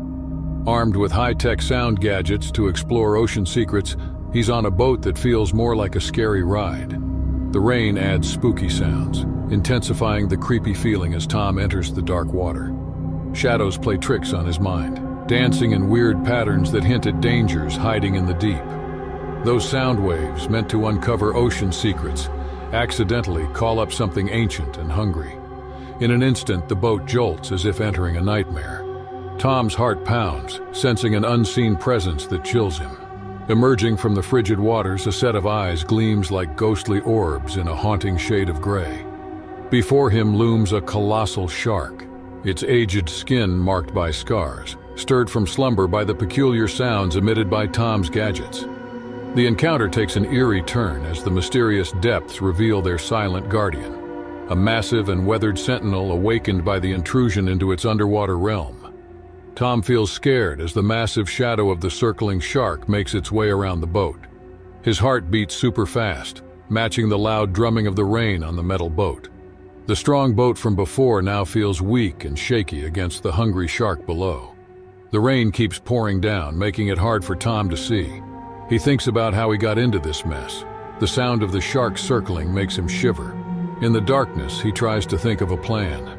The boat, usually his safe place, now feels tiny and fragile. He wishes he could turn back time to when things were normal. The waves rock the boat, and Tom holds on tight, feeling more alone than ever. The shark's eyes gleam in the water, a silent threat in the night. As the rain continues, Tom's fear grows, and the boat becomes his only refuge in the vast, dark sea. The metal part of the boat, which used to feel safe, now seems weaker than the enormous creature in the water.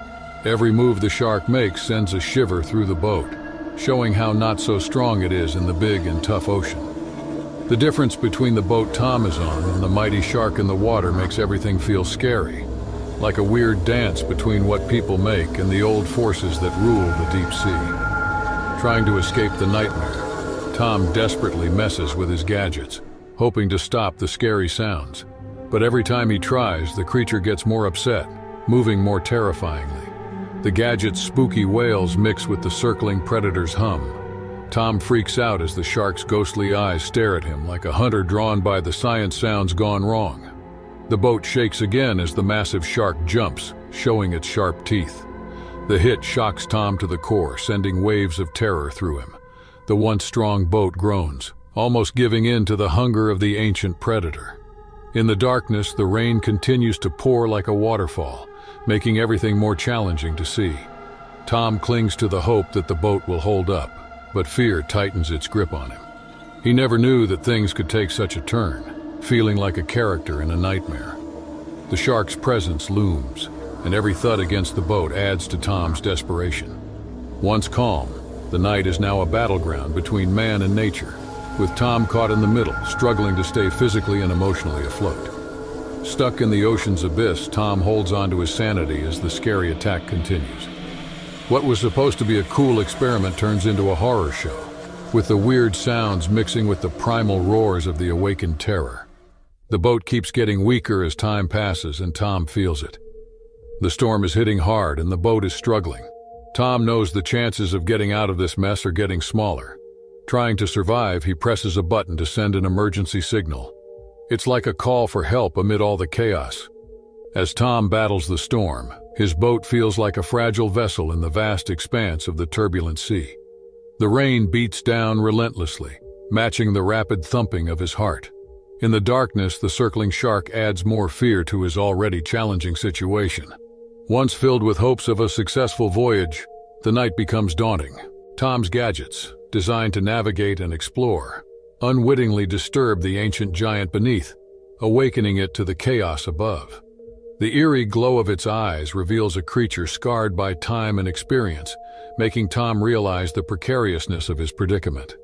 The sounds of the storm and the presence of the massive shark create a surreal symphony of fear, leaving Tom clinging to the hope that someone, somewhere, will hear his distress signal and emerge as his lifeline in this turbulent sea of uncertainty.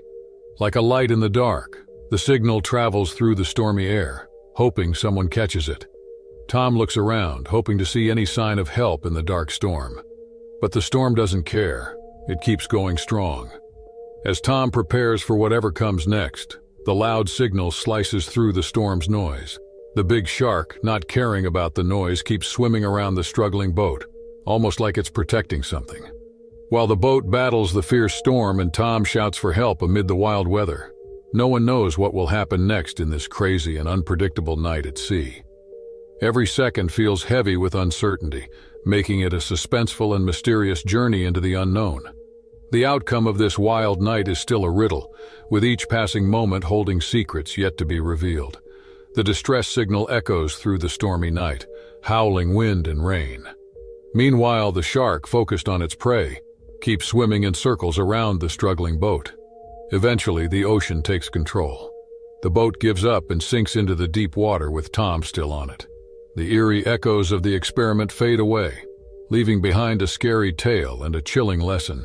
Even super fancy tech can stir up ancient horrors hidden beneath the waves in Australia. As the boat goes down, it's like a slow ride into the dark ocean. The once strong boat is now weak and becomes a quiet part of the sea. Stuck on the sinking boat, Tom feels the descent into the deep, a place full of unknowns. The ocean doesn't care about the struggles of the man-made boat. It takes back what's its own as the boat vanishes into the dark. After that, it's silent, with only the distant sounds of the experiment lingering. The sounds meant for discovering ocean secrets now mix with the quiet underwater world, adding a simple melody to the ongoing story of exploration. Tom's scary adventure becomes a lesson echoing through oceans worldwide, teaching that even the coolest tech can tangle in the time-tested struggle for survival under the waves. In the deep sea, nature's rules prevail over smart inventions, reminding us that hidden mysteries await, ready to awaken with the touch of modern exploration. On the serene shores of Coral Cove, a hidden gem nestled on the eastern coast of Australia, the early morning sun casts a golden glow over the tranquil waters. It was August 20th, 2012, a day that Emma Thornton, a seasoned kayaker with a passion for the unspoiled beauty of nature, had set aside for an adventure that was meant to be a peaceful exploration of the coastal mangrove forests. Coral Cove was renowned for its dense mangrove forests, a vital ecosystem supporting diverse marine life. The area was a haven for environmentalists and nature enthusiasts alike, drawn by the allure of its pristine condition and the promise of witnessing nature in its most unadulterated form. Emma, a 32-year-old environmental scientist from Brisbane, had always been fascinated by the symbiotic relationships within these mangroves. For the day, she planned to document the various species of flora and fauna as part of her ongoing research on coastal ecosystems. She was equipped with her kayak, camera, and notebooks, ready for a day of solitude and discovery. The waters around Coral Cove were known to be home to various marine animals, including the majestic but often misunderstood sharks. Local conservation efforts focused on educating the public about the importance of sharks to the aquatic ecosystem, dispelling myths, and fostering a culture of respect and coexistence. As Emma paddled her kayak through the narrow channels carved by the mangroves, the forest sounds came alive. The chirping of birds and the gentle splash of water against her kayak were the only noises that disturbed the peaceful silence. She was in her element, wholly absorbed in the beauty of her surroundings, her heart full of joy and appreciation for the natural world. As the day progressed, Emma navigated the mangroves with ease, her experience evident in the confident strokes of her paddle. She made several stops along the way, captivated by the sight of colorful birds and the occasional fish jumping out of the water. Her camera clicked away, capturing moments she knew would be treasured memories of her solo journey. However, as the afternoon sun descended, casting long shadows over the water, Emma's peaceful exploration took an unexpected turn. A sudden bump against her kayak startled her, reminding her she was not alone in these waters.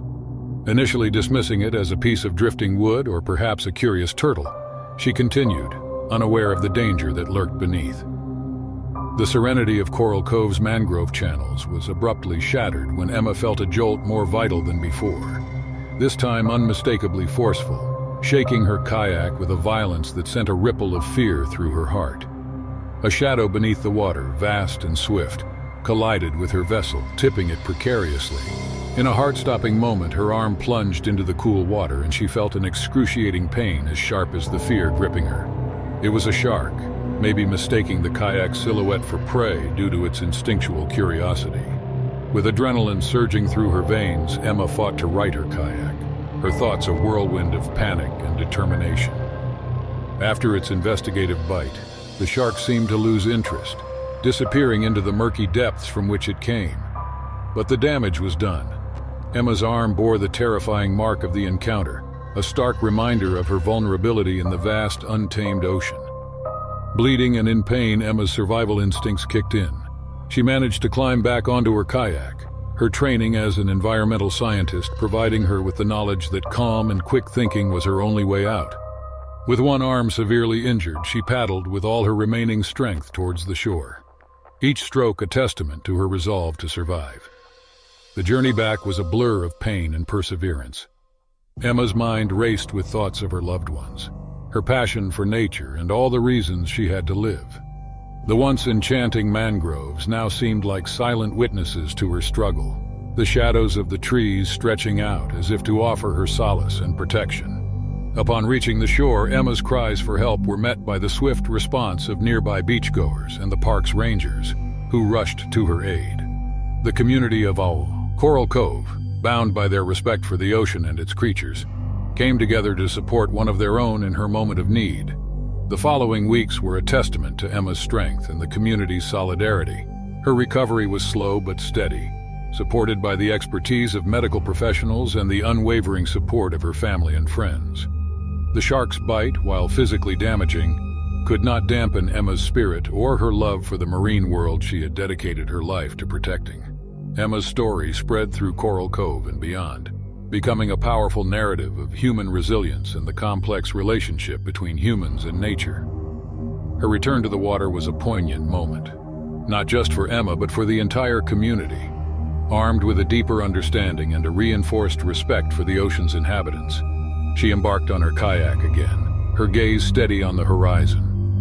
Emma Thornton's journey from a serene day in the mangroves to a life-changing encounter with a shark and back to the water she loves is a powerful reminder of the fragility of life, the strength of the human spirit, and the enduring bond between humanity and the natural world. Ultimately, her story is one of triumph, not tragedy, a narrative of overcoming fear, embracing understanding, and living to make a difference in the world. In the serene expanse of Neptune Islands, South Australia, renowned for its crystal-clear waters and a haven for marine enthusiasts, the adventure of Laura Bennett, an avid kayaker with years of experience, unfolds. With her spirit for solitude and nature, Laura embarked on a journey to explore the untouched beauty of this coastal paradise, seeking the tranquility only the sea could offer. Laura set off from a secluded beach on a bright and sunny morning with the gentle hum of the sea breeze. Her kayak, a sleek vessel named Aurora, glided effortlessly over the calm waters, its bright yellow hue standing out against the ocean's deep blue. Laura paddled with rhythmic strokes, her heart filled with anticipation for the day's exploration. As she ventured further from the shore, the landscape transformed. The calm bays gave way to open waters, and the coastline's rugged beauty became more pronounced. Laura marveled at the sight of distant cliffs, their formations a testament to nature's artistry. She felt a deep connection to the sea, its vastness reminding her of the endless possibilities ahead. The Neptune Islands, known for their rich marine life, promised an encounter with nature in its rawest form. Laura hoped to catch a glimpse of the playful dolphins or the majestic seals that frequented these waters. Her kayak bobbed gently on the waves, a speck in the vast ocean, as she made her way to a spot known among locals for its underwater spectacle. As the sun climbed higher, the sea's colors shifted, shades of blue and green mingling in a mesmerizing dance. Laura found herself in a part of the ocean she hadn't explored before, a feeding ground teeming with life. Schools of fish darted beneath her kayak, their silver bodies shimmering in the sunlight. Engrossed in the beauty beneath the surface, Laura failed to notice the shift in the atmosphere. The water around her seemed to stir, a subtle change that hinted at the presence of something much larger. Then she saw a shadow looming beneath the surface, its size and shape unmistakable. A great white shark, curious and majestic, glided silently through the water. Its appearance was both awe-inspiring and terrifying. Laura's heart raced as she realized the gravity of her situation. She was in the shark's domain, an uninvited guest in the feeding ground of one of nature's most formidable predators. The shark circled, its movements graceful yet deliberate. Laura knew she needed to remain calm. Her experience on the water had taught her that panic could lead to disaster. She kept her movements steady, avoiding sudden splashes that might attract unwanted attention. As the shark made another pass, closer this time, Laura's mind raced. She needed a plan, a way to navigate this encounter and return to the safety of the shore. While not showing immediate aggression, the shark was a wild card in the vast ocean. The standoff continued, each moment stretching into eternity. Laura's resolve was tested as she balanced the urge to flee with the need to maintain a delicate peace with the great white. As the sun's rays, filtering through the water, cast an ethereal glow on the tense scene, Laura Bennett knew the time for passive observation had passed. Her heart pounded, not just from fear but from a surge of adrenaline that demanded action. The great white shark, a magnificent yet daunting presence, continued its curious circling, bringing the reality of the wild ocean into sharp focus. Laura's mind raced through her options. Fleeing directly to shore could provoke the shark into seeing her as prey, triggering a chase she was unlikely to win. Yet staying still for too long wasn't a viable option either. She needed a strategy that leveraged her skills and the kayak's capabilities without inciting the shark. Drawing from her deep well of kayaking experience, Laura decided to create a gentle, rhythmic disturbance in the water with her paddle, mimicking the sound of fish movements rather than the frantic splashing of prey. She hoped this would pique the shark's curiosity without triggering its predatory instincts. Laura noticed the shark's circling pattern change as she executed her plan. It responded more to the rhythm than to her presence. Seizing this opportunity, Laura began to paddle slowly but with purpose, keeping her strokes smooth and even, guiding the kayak parallel to the shoreline. The minutes stretched on, each paddle stroke a calculated risk. Laura kept her eyes on the horizon, focusing on the outline of the distant cliffs as a beacon of hope. The shark, still in proximity, seemed less interested in her and more in the disturbance she created with her paddle. Gradually, the distance between Laura and the shoreline decreased. The shark, perhaps satisfied with its investigation or distracted by other stimuli, slowly veered away, disappearing into the ocean's depths. Laura's relief was palpable, but she didn't allow herself to relax. She continued her steady pace, mindful of the ocean's unpredictable nature, until the beach finally appeared. As Laura's kayak touched the sandy shore, she allowed herself a moment to absorb the gravity of her experience. The encounter with the great white shark was a stark reminder of the respect the ocean demands and the fine line between adventure and peril. She felt a newfound appreciation for the delicate balance of marine life and the importance of understanding the environments we choose to explore. Laura's encounter with the great white shark became a defining moment. With their stunning landscapes and thrilling wildlife encounters, the Neptune Islands remained a cherished destination, but Laura's approach to exploring them had evolved. She now kayaked with an even more profound sense of responsibility, not just for her safety but for preserving the natural beauty that had drawn her to these waters in the first place. In the end, Laura's story wasn't just about a close encounter with one of the ocean's most formidable predators. It was a testament to the human spirit's resilience and the profound connections we can have with the natural world when we approach it with respect and humility. Laura Bennett, a 30-year-old professional underwater photographer, embarked on a journey to Zenith Coast in the picturesque Seychelles. Jack Cooper, a marine biologist and Laura's partner in life and work, accompanied her.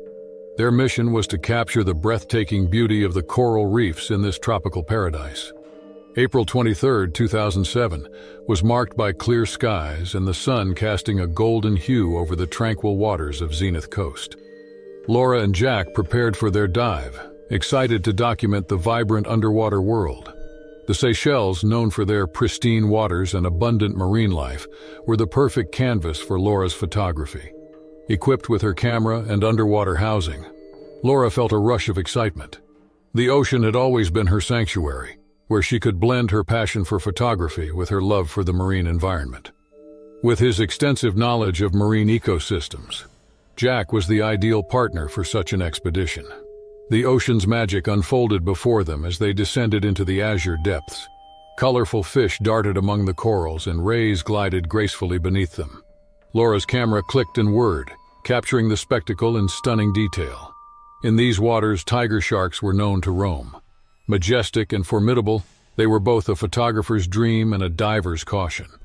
Laura and Jack respected these apex predators, understanding their importance in the ocean's balance. The dive progressed smoothly, with Laura focusing on a particularly vibrant coral formation. Jack kept a watchful eye on their surroundings, ensuring their safety. The harmony of the underwater world was hypnotizing, a symphony of color and life.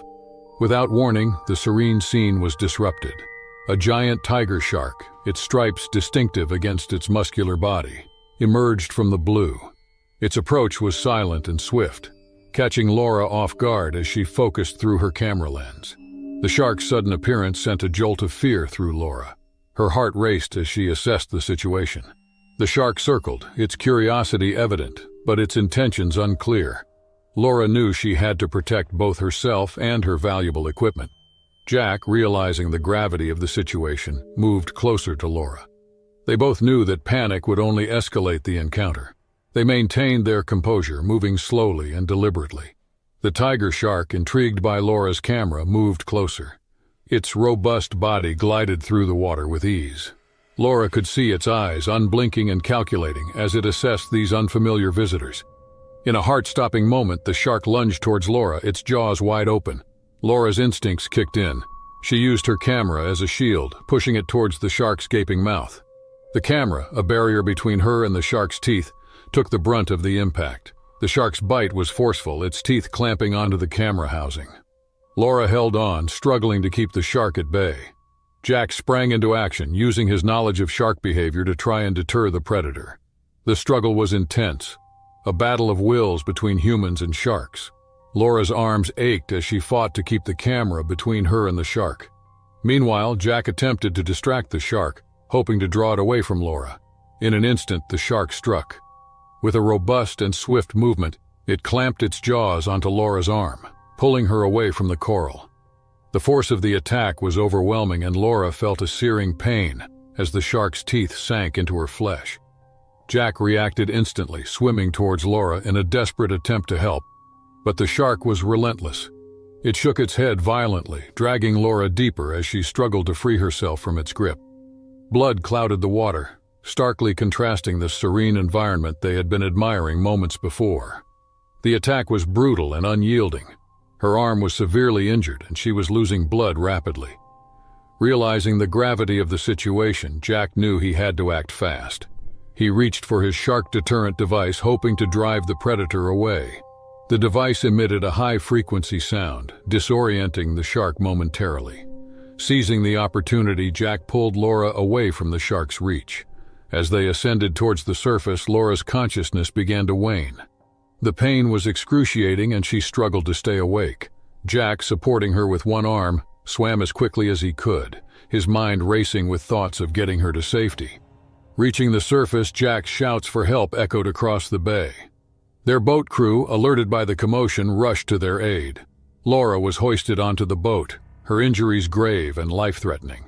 As the boat raced back to shore, the crew administered first aid to stem the bleeding. Laura's condition was critical and every second counted.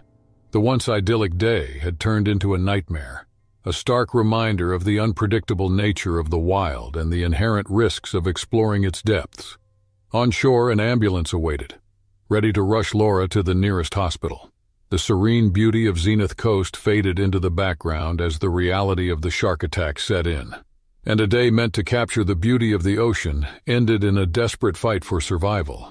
Laura's arm, severely mauled by the shark, was wrapped in makeshift bandages, but the blood seeped through relentlessly. The crew's efforts to control the bleeding were a desperate battle against time. Jack, his face etched with worry, whispered words of encouragement to Laura, trying to pierce through the haze of pain and shock that enveloped her. At the hospital, the chaos of the emergency room was a blur to Jack. Doctors and nurses swarmed around Laura, their voices a symphony of medical jargon and urgency. Jack was ushered to the waiting area, his heart heavy with worry. The hours ticked by slowly, each minute an eternity of waiting and uncertainty. Jack replayed the day's events in his mind, questioning every decision and moment that led to the attack. The image of the shark, its jaws clamped on Laura's arm, was a haunting vision that refused to fade. Days turned into weeks, and Laura's condition gradually improved. The road to recovery was long and fraught with challenges, but her spirit, as unyielding as the ocean she loved, kept her fighting. Jack remained a constant presence, his support unwavering. The attack had changed their lives irrevocably, but it also strengthened their bond, a testament to the power of love and resilience in adversity. Laura's journey back to health was slow and painful, but she was not alone. Together, they faced each day, their love a beacon of hope in the darkest times. In 2015, surrounded by the lively colors of marine life rising near the Maldives, a marine biologist named Sarah dived into the crystal-clear waters for a routine mission of coral reef restoration. The vibrant colors of the coral and the diverse marine life created a mesmerizing underwater paradise. This summer seemed fascinating when you find greenery on the ground everywhere in nature. Birds are flying and singing, just as in the water when you are surrounded by the rich design of a coral reef of the breathtaking coast of the Maldives. Different small fishes more beautiful than the goldfish in your fish tank act as like birds. A devoted marine biologist, Sarah set out on a routine dive to restore the delicate underwater ecosystem. Driven by her deep passion for marine conservation, Sarah dedicated herself to maintaining and nurturing the delicate balance of the underwater ecosystem. Unseen to her, this seemingly routine dive would soon transform into a nerve-wracking encounter, with an unexpected and formidable presence lurking beneath the ocean waves. The crystal-clear sky-blue waters carried a world overflowing with marine life, and Sarah, driven by her passion for marine conservation, gracefully navigated the colorful coral gardens. Ready with the essential tools of her trade, she finally tended to the delicate structures, ensuring the preservation of the diverse marine species that called the reef their home. As Sarah swam through the colorful coral reef off the Maldives, she cared for the underwater garden. She carefully worked to preserve the delicate structures that housed many sea creatures. Tiny bubbles made a soft humming sound around her, and the reef's bright colors created a calm, beautiful scene under the water. While Sarah continued her work, she enjoyed the vibrant display of marine life. The sunlight played on the reef's patterns, casting shadows as the currents flowed. In this underwater paradise, Sarah appreciated the variety of sea life thriving among the underwater garden formations. Her every gentle move helped maintain the balance between the garden and the creatures living there. The underwater world was filled with the soft sounds of marine life, forming a lovely melody that accompanied Sarah's dedicated efforts in coral conservation. Unaware of Sarah, a hidden force touched beneath the calm surface. Disturbed by this unexpected presence, a resting shark awakened, injecting an element of surprise into the routine dive.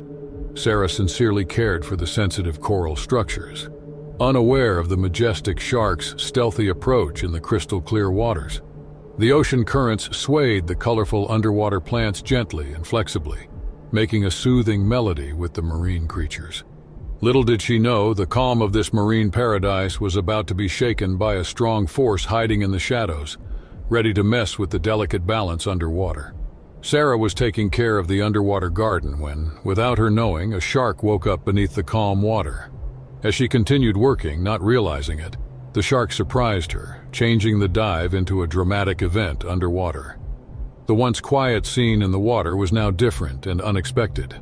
Suddenly, the underwater scene exploded with motion. And there it was, a majestic shark slicing through the water with undeniable strength. The once peaceful underwater scene now held an underlying tension as Sarah became aware of the looming shark in the crystal-clear waters. In the ocean's calm, sharks move swiftly, unlike land-dwelling lions or tigers. The peaceful coral reef atmosphere shifted suddenly when a mighty shark emerged, creating an intense underwater encounter for marine biologist Sarah. The once serene scene turned into a dramatic arena, showcasing the unexpected interplay between humans and sharks in the depths. The giant shark, filled with curiosity and confidence, swam gracefully around Sarah, showing it was in charge without making any noise. In situations like these, if you get scared and make quick moves that look like an attack, you're pushing the shark's buttons, which usually doesn't end well. As Sarah and the shark crossed paths in the deep blue, Sarah's heart matched the rhythm of the ocean, creating a simple connection between her and this strong predator in the vast, mysterious world beneath the waves. The silent communication between them, like a quiet show of who's boss, added a surprising twist to the meeting, making the underwater drama even more intense. Sarah should avoid sudden or panicky moves if she wants to stay safe in the underwater area. It's all about staying calm, collected, and composed, allowing the underwater encounter to unfold carefully and thoughtfully. By adopting a measured approach and keeping a level head, she can navigate through the watery environment, ensuring a safe, enjoyable, and memorable experience beneath the sea surface. With a keen awareness that her presence had mistakenly upset the shark's peaceful resting spot, Sarah approached the situation composedly. She carefully evaluated the circumstances, ensuring her actions were empty of sudden movements that could escalate their tension. The underwater encounter continued evolving as a delicate and complex battle, an intense fight beneath the waves that intertwined survival and mutual respect.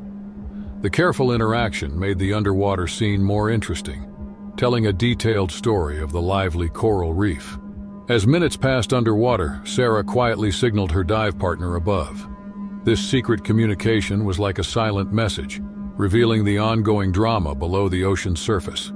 At the same time, the dive partner, paying close attention to signals from below, stayed alert and ready to help if necessary.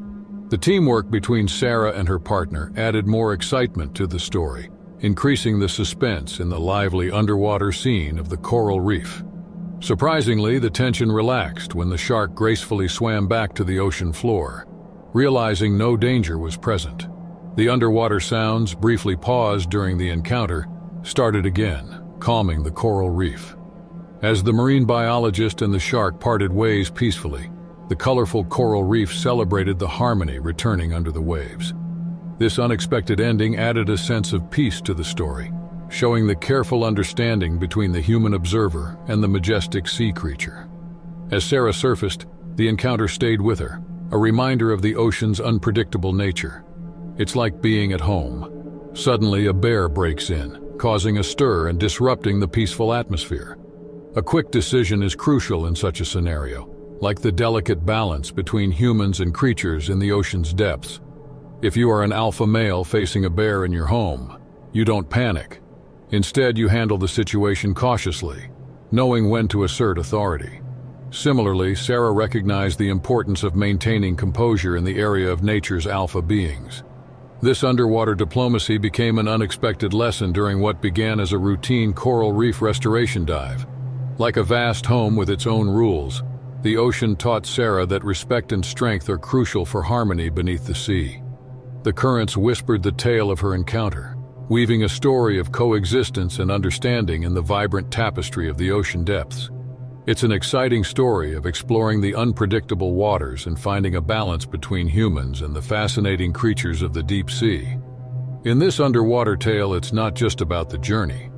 It's about figuring out the ocean's mysteries and connecting with the tempo interplay of two different worlds.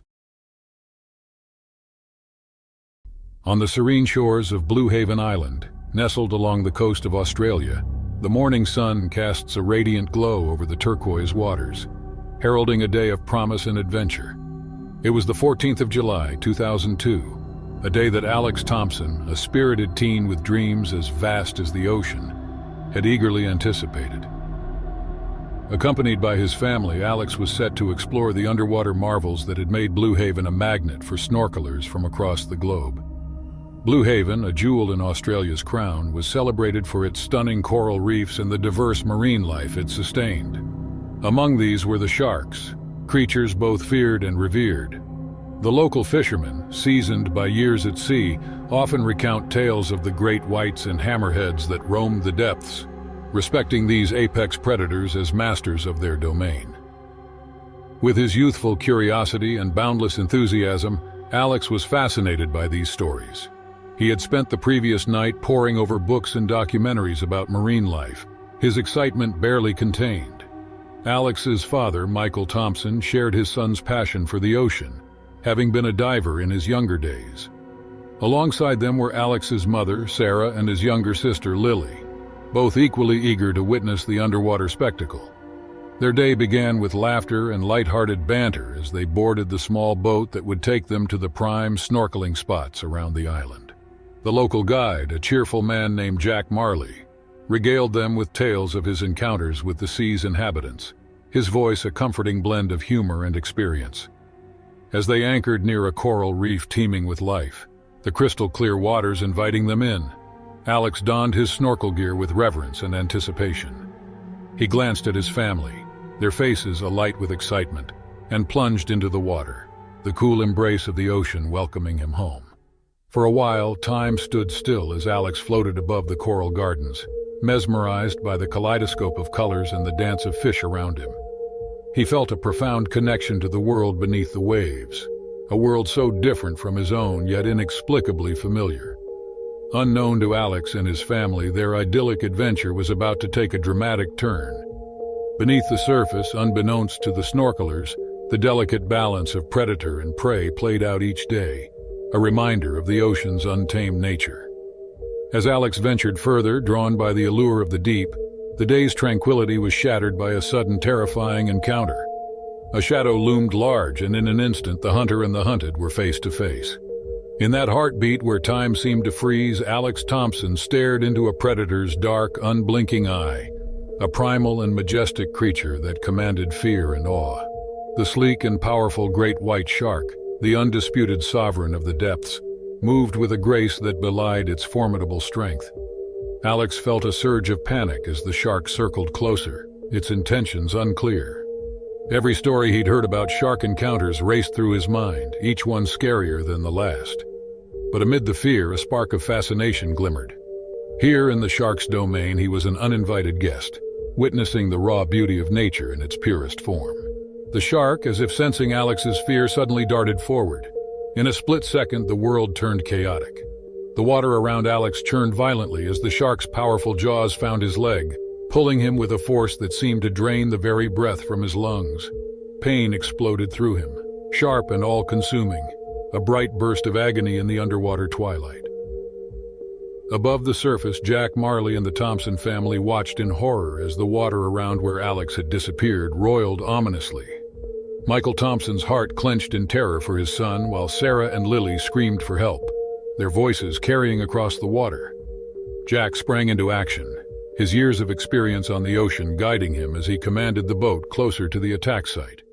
Local fishermen, recognizing the signs of distress, converged on the scene, their ships cutting through the water urgently.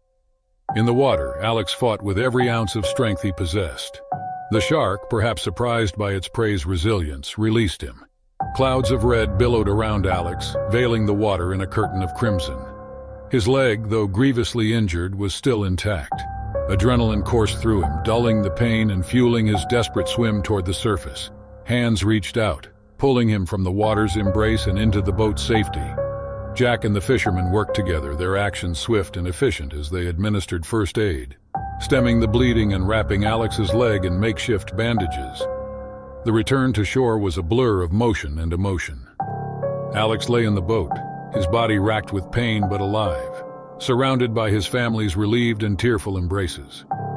Once a picture of tranquility, the beach was now a tableau of concern and activity as paramedics took over. rushing Alex to the nearest hospital.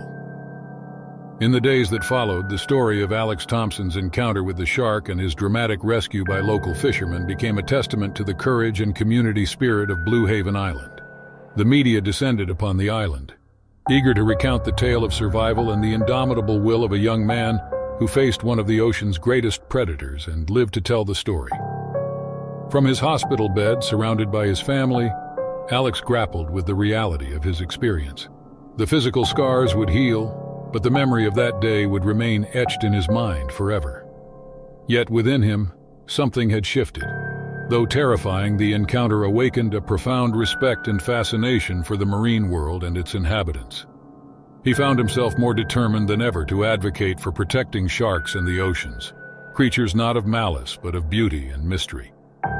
As Alex shared his story, it resonated with people worldwide, sparking conversations about the importance of understanding and conserving marine life.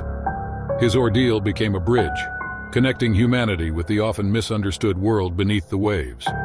Blue Haven Island, too, was changed. The community came together, bolstered by the incident, to promote safety in the waters while fostering a deeper appreciation for the delicate balance of life in the ocean. Alex Thompson's journey from teen adventurer to survivor and advocate was a poignant reminder of the thin line between fear and awe and the unbreakable connection between humans and the natural world. In a spine-chilling narrative set against the backdrop of the picturesque Myrtle Beach in South Carolina, the tale revolves around a Ukrainian model named Natalia Dovgin and her partner Alexei. Natalia was renowned for her beauty, gracing fashion runways and magazine covers. At the same time, Alexei was a skilled craftsman who had captured her heart. The couple had been inseparable for 4 years when they embarked on a fateful trip to the enchanting coastal haven in the summer of 2002. After enduring a grueling flight with layovers spanning over 18 hours, Natalia and Alexei arrived at Myrtle Beach International Airport, South Carolina, in the wee hours of the morning. Exhausted yet determined to make the most of their vacation, they stayed at a cozy motel for the night before their journey to the tranquil coastal town of Charleston. As the sun illuminated the coastline the next day, Natalia and Alexei set out for Charleston, captivated by the mesmerizing beauty surrounding them throughout their drive. Arriving at their quaint lodgings in Charleston, they explored the town's rich history and vibrant culture. With the arrival of the following morning, Natalia and Alexei decided to start their day early, heading to the famous Folly Beach to bask in the sun and unwind. Finding a secluded spot under a beach umbrella, they enjoyed the serenity and beauty of the surroundings, far removed from the glamour of Natalia's modeling career. As the beach crowd slowly thinned out, Natalia and Alexei reveled in the bliss of each other's company, engaging in light-hearted banter as the waves lapped at their feet. Their idyllic moment sharply turned when Natalia suddenly felt an immense force surging beneath the water. Panic gripped them as they struggled against an unseen adversary thrashing beneath the waves. Amid the chaos, Alexei's protective instincts kicked in as he urged Natalia to swim back to shore, his heart pounding as adrenaline surged through his veins. The tranquil waters transformed into a maelstrom of horror, churning with a malevolent force. In the murky depths, a monstrous silhouette materialized, casting an eerie shadow over their ordeal. A colossal great white shark emerged from the depths, its cavernous maw gaping wide, revealing rows of serrated teeth that gleamed with deadly intent. Its eyes fixated on the couple, exuding an aura of primal hunger as it surged forward with ferocious power. Desperation became Alexei's driving force as he grappled with the nightmarish creature. Every fiber of his being screamed for survival as he kicked and thrashed, utilizing every ounce of strength to protect Natalia from imminent danger. The relentless predator's power was staggering, its massive frame casting a looming shadow over Alexei as it bore down upon him. In a terrifying instant, the shark's monstrous jaws clamped around Alexei's leg, its powerful bite like a vice of doom. Unyielding agony radiated through his body as the savage force of the edge threatened to crush bone and sinew alike. The sea transformed into a swirling tempest of crimson, clouded by the iridescent haze of Alexei's blood. Despite the searing pain, Alexei's survival instinct surged within him, a primal surge of strength that defied the grip of death. He fought back with every ounce of his resolve, unleashing a torrent of first energy against the behemoth. His fists pounded against the creature's snout, his voice mingling with Natalia's terrified cries, creating a symphony of desperation. As the seconds stretched into eternity, the predator's grip wavered, its hold momentarily loosened by Alexei's unrelenting determination. With a final surge of primal fury, he freed himself from the shark's grasp, the agony of the bite etched indelibly in his memory. Gasping for breath, Alexei's body burned with pain, his vision blurred by a haze of torment. The battle had taken its toll, and as he fought to regain his footing, he glimpsed Natalia's terrified face above the water's surface. Their eyes locked in a shared moment of survival, a testament to the power of their love and the unbreakable spirit that had enabled them to defy the jaws of death. Natalia's screams echoed through the air as she fought to reach the safety of the shore. Beachgoers and lifeguards sprang into action, rushing to aid the distressed couple. The vicious struggle between Alexei and the shark continued, his breath escaping him as the predator thrashed violently, refusing to release its grip. Summoning every last reserve of strength, Alexei's survival instincts kicked into overdrive as he grappled with the monstrous shark. With a surge of primal energy, he drove his fingers into the shark's eye, causing the creature to release him in a fury of movement. Gasping for air, Alexei fought his way to the surface, his body trembling with pain and adrenaline. Aligned by Natalia's frantic cries, lifeguards rushed to his aid, pulling him to safety amidst the chaos. Despite his severe injuries, Alexei's raw courage in the face of death left onlookers in awe. His resilience and determination to survive against all odds would forever be etched in their memories. As the lifeguards worked to stabilize Alexei, Natalia's heart-wrenching cries pierced the air, her anguish echoing across the once idyllic Folly Beach. Her world had shattered before her eyes as she witnessed her beloved partner being attacked by a fearsome predator. The incident had transformed the serene shoreline into a haunting reminder that the beauty of nature can instantly transform into a realm of danger and survival. Alexei's injuries were extensive, with deep lacerations and puncture wounds marring his body. The shark's powerful bite had left him with shattered bones and torn flesh, and the road to recovery would be long and arduous. As he was rushed to a nearby hospital, Natalia hoped that her love's fighting spirit would see him through the darkness that had befallen them. Months of intensive medical care followed. Alexei's battle was not only against his physical injuries, but also against the emotional scars left by the harrowing encounter. The memory of the relentless predator's jaws closing around him haunted his dreams, causing him to wake up in cold sweats, gasping for air. Natalia stood by his side throughout, offering unwavering support and a love that transcended the pain they had endured. Their journey of recovery became a testament to their unbreakable bond. Alexei's wounds began to heal with time, but the emotional wounds ran deep. The once vibrant Folly Beach, now forever marked by their ordeal, symbolized their strength and resilience in the face of unimaginable terror. Finally, after months of healing and therapy, Alexei and Natalia made the arduous journey back to Ukraine. The scars on their bodies were a testament to their survival, a visual reminder of the fierce battle they had fought against the apex predator. Their story, one of love, survival, and the indomitable human spirit, would forever serve as a chilling reminder that even in the most tranquil of settings, the forces of nature can unleash a realm of danger and fear that tests the limits of human courage.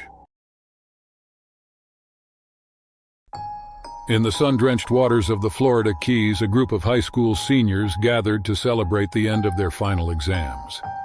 Among them was 17-year-old Mia Thompson, an adventurous and spirited teenager with a love for the ocean. The beach party, set against the backdrop of turquoise waters and swaying palms, was the perfect setting for their celebration. Mia and her friends enjoyed the sun's warmth and the sea's cool embrace as the day unfolded. Laughter and music filled the air, mingling with waves lapping gently against the shore. The mood was light, the horizon endless, and the day represented freedom and the joy of youth for a group of friends on the cusp of adulthood. Drawn by the allure of the clear waters, Mia decided to go for a swim. She was a strong swimmer, confident in her abilities, and the ocean felt like a second home. As she swam, Mia became enveloped in the tranquility of her surroundings, the sun's rays piercing the water's surface, creating patterns of light that danced around her. Gradually, Mia drifted away from the shore, lost in her thoughts and the serene beauty of the sea. She didn't notice how far she had gone until the sounds of her friend's laughter grew distant. It was then that she realized she had swum deeper than intended. Unbeknownst to Mia, the area she had ventured into was known among the local lifeguards for its underwater fauna, including various marine life that often sought refuge in the seagrass beds below. Among these creatures was a nurse shark, typically docile and uninterested in human activity. However, the shark was resting in the shallows, camouflaged against the sandy bottom, and Mia's unintentional intrusion was about to disturb its peace. As Mia admired the underwater world, her leg brushed against the shark, startling it. The nurse shark, in a rare instance of defensive behavior, reacted. Mia felt a sudden sharp pain in her leg and realized, to her horror, that she had been bitten. Panic set in as Mia struggled to comprehend what had happened. The pain was intense, and the sight of blood clouding the water around her sent her into a state of shock. She knew she needed to get back to shore, but the pain and fear clouded her judgment. Back at the beach party, one of Mia's friends noticed her absence and sounded the alarm. The festive atmosphere quickly turned tense as the group scanned the horizon for any sign of Mia. The lifeguards on duty sprang into action, their training kicking in as they prepared for a potential rescue operation. The minutes ticked by, each stretching out as the search for Mia intensified. The lifeguards launched their rescue boards into the water, their eyes searching for any disturbance indicating Mia's location. The partygoers watched in anxious anticipation, hoping for Mia's safe return. As the lifeguards neared where Mia had last been seen, they spotted a figure struggling in the water. It was Mia. Her movements labored as she tried to stay afloat despite her injury. The lifeguards reached her quickly, pulling her onto the rescue board with practiced efficiency. As they returned to shore, the gravity of the situation set in. Mia's injury, while not life-threatening, was severe, and she needed immediate medical attention. The beach, once a place of celebration, had become the backdrop for a stark reminder of nature's unpredictability and the thin line between adventure and adversity. The suspense of what lay ahead for Mia and the impact of this incident on her and her friends hung heavily in the air, a dramatic turn in what had been a day of carefree joy.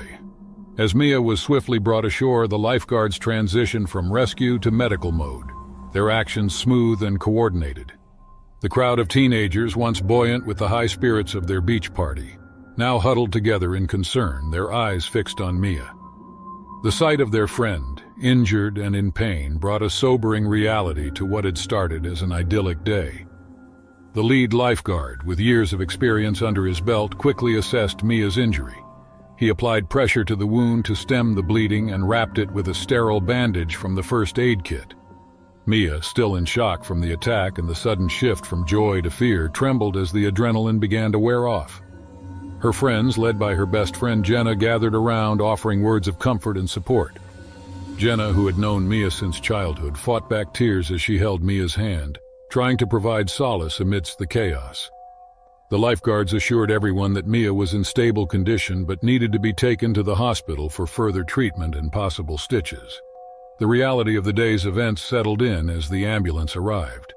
The beach party, once filled with youth's laughter and carefree energy, now bore the weight of an unexpected trial. The incident served as a poignant reminder of the respect the ocean demands, its beauty and allure matched by its power and unpredictability.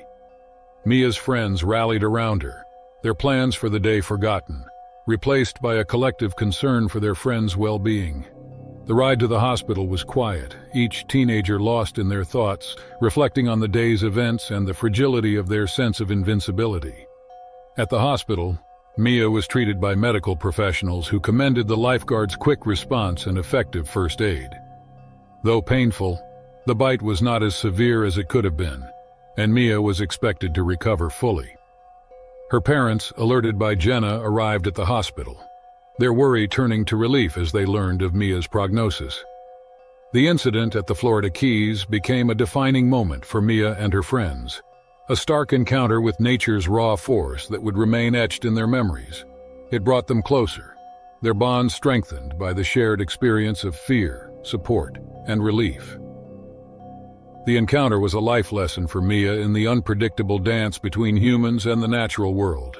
a reminder of the respect and caution the majestic ocean deserves. Emerald Bay, a picturesque stretch of coastline in South Africa, was bustling with activity on August 22, 2009. It was a paradise for surfers known for its perfect waves and clear waters. Among them was 26-year-old Jack Harrison, a seasoned surfer passionate about riding the waves. Joining him was his girlfriend Mia Thompson, a 24-year-old photographer and nature enthusiast. Jack was a familiar face at Emerald Bay with his sun-bleached hair and tanned skin. He had grown up on these shores, learning to respect and navigate the ocean's unpredictable nature. Mia, with her keen eye for beauty, loved capturing the essence of the sea and the surfers who challenged it. The couple arrived early, excited about the day ahead. The weather was perfect, with a light breeze and the sun casting a golden hue over the water. Jack waxed his surfboard, a ritual he performed meticulously, while Mia set up her camera equipment, eager to catch the day's best moments. As Jack paddled out, Mia watched from the shore, her camera lens following his every move. Emerald Bay's waters were known to be a habitat for various marine life, including the formidable tiger shark. Jack was well aware of the risks, but his love for surfing eclipsed any fear. He had learned to read the ocean's signs, always staying alert for any unusual movement in the water. The local surfers respected and feared tiger sharks, known for their distinct stripes and robust build. These creatures, capable of growing up to 5 meters in length, were known to be curious and occasionally aggressive, especially if they felt threatened or were attracted by erratic movements. Jack caught wave after wave, his skills on full display. Mia's camera clicked continuously, capturing his fluid movements and the sheer joy on his face. The morning passed in a blur of adrenaline and laughter. As noon approached, Jack decided to catch one last wave before taking a break. He paddled further out, waiting for the perfect swell. The water around him was calm, the surface glistening under the midday sun. Suddenly, without warning, a large shadow loomed beneath him. Jack's heart skipped a beat as he realized it was a tiger shark, its stripes visible through the clear water. In a split second, the shark struck, its mighty jaws clamping down on Jack's leg. Panic surged through him as he fought to free himself. The shark shook its head violently, trying to drag him under. Jack's screams echoed across the water, reaching Mia on the shore. She dropped her camera and ran towards the lifeguard station, shouting for help. On the beach, chaos erupted as surfers and sunbathers scrambled to assist. Lifeguards sprang into action, launching their boat towards Jack's location. Perhaps startled by the commotion, the shark released Jack and disappeared into the depths. Jack, bleeding profusely and in shock, struggled to stay afloat. His leg was severely injured, the damage extensive. The lifeguards reached him just in time, pulling him onto their boat and rushing him back to shore. Mia, frantic with worry, met them as they landed. Jack was barely conscious, his face pale and his body trembling. Emergency services arrived swiftly, their sirens piercing the air. As paramedics attended to Jack, Mia held his hand, tears streaming down her face. The beachgoers watched in stunned silence as Jack was loaded into the ambulance. The attack had shaken the community, a grim reminder of nature's unpredictability and the inherent risks of their beloved sport. As the ambulance raced to the hospital, Mia followed closely behind, her mind reeling with fear for Jack's life. The serene beauty of Emerald Bay had been overshadowed by a terrifying encounter, a day that started with joy and ended in tragedy.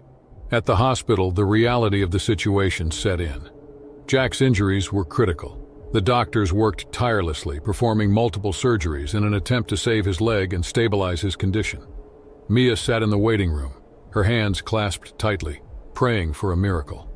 Hours turned into days as Jack fought for his life. Despite the doctor's best efforts, the damage caused by the shark attack was too severe. Jack's condition worsened, and he slipped into a coma. Mia stayed by his side, whispering words of love and encouragement, hoping he could hear her. She reminisced about their adventures, plans for the future, and the love that had brought them to Emerald Bay. The hospital staff, moved by Mia's devotion, did everything they could to support her. Friends and family gathered, offering comfort and sharing in the grief of the unfolding tragedy. On the fourth day, Jack's battle came to an end. His injuries were too extensive, and his body could no longer withstand the strain. With Mia holding his hand, Jack passed away, leaving a void that could never be filled. The news of Jack's death spread quickly, sending shockwaves through the surfing community. A memorial was set up on the beach where surfers paid their respects, laying flowers and sharing stories of Jack's passion for the ocean. Mia, heartbroken and lost, found solace in the memories they had created. She knew Jack's spirit would always be a part of Emerald Bay, riding the waves he loved. In the aftermath of the tragedy, the local authorities implemented stricter safety measures and increased awareness about the presence of tiger sharks in the area. Surfers and beachgoers were reminded to be vigilant and to respect the ocean's inhabitants. Jack's story became a poignant reminder of the beauty and danger of the sea. His legacy lived on in the hearts of those who knew him, a testament to the courage and spirit of a surfer who loved the ocean, even in the face of its greatest predators. Mia eventually returned to the beach, her gaze fixed on the horizon. The sea, with its endless waves, continued to beckon, but its allure was now tinged with a profound respect and a sense of loss. In the rhythm of the waves, she found a connection to Jack, a reminder that life, like the ocean, is beautiful, unpredictable, and sometimes heartbreakingly harsh. In 2010, Dr. Emily, a marine scientist from England, ventured into the vast North Atlantic Ocean for a nighttime exploration. Her goal was to uncover the secrets of glowing sea creatures. Little did she know this journey would lead her to a surprising encounter with a deep-sea shark, bringing unexpected challenges and tension. As she sailed through the chilling winds and darkness of the North Atlantic, Dr. Emily's quest to understand the ocean's luminous mysteries became even more captivating. Before Dr. Emily set out on her adventure in the North Atlantic in 2010, her journey in science began in a small town by the coast in England. Growing up, she was always fascinated by the ocean and spent much time exploring the shores, collecting seashells, and marveling at tide pools. Dr. Emily excelled in marine biology at Oxford, paving the way for a research career.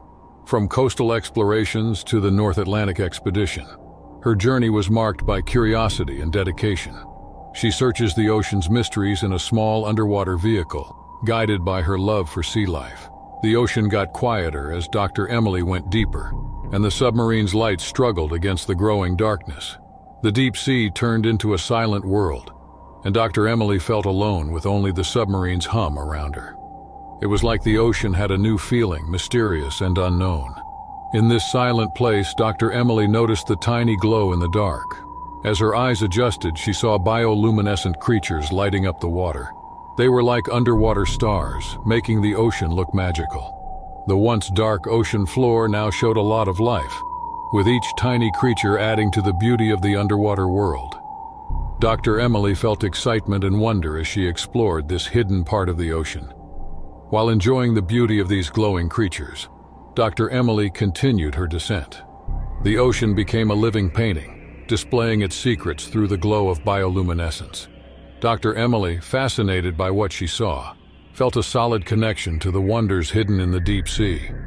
However, amid this beauty, Dr. Emily didn't notice an unexpected visitor approaching: the deep-sea shark. Unseen in the dark, it circled the submarine with a silent grace, blending into the mysterious depths.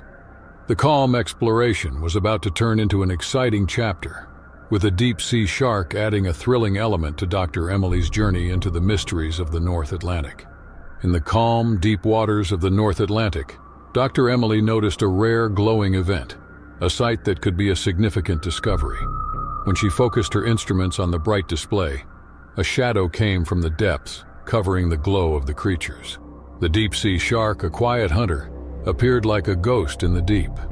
Dr. Emily was at first amazed by the rare sight of the deep-sea shark, but soon things got serious.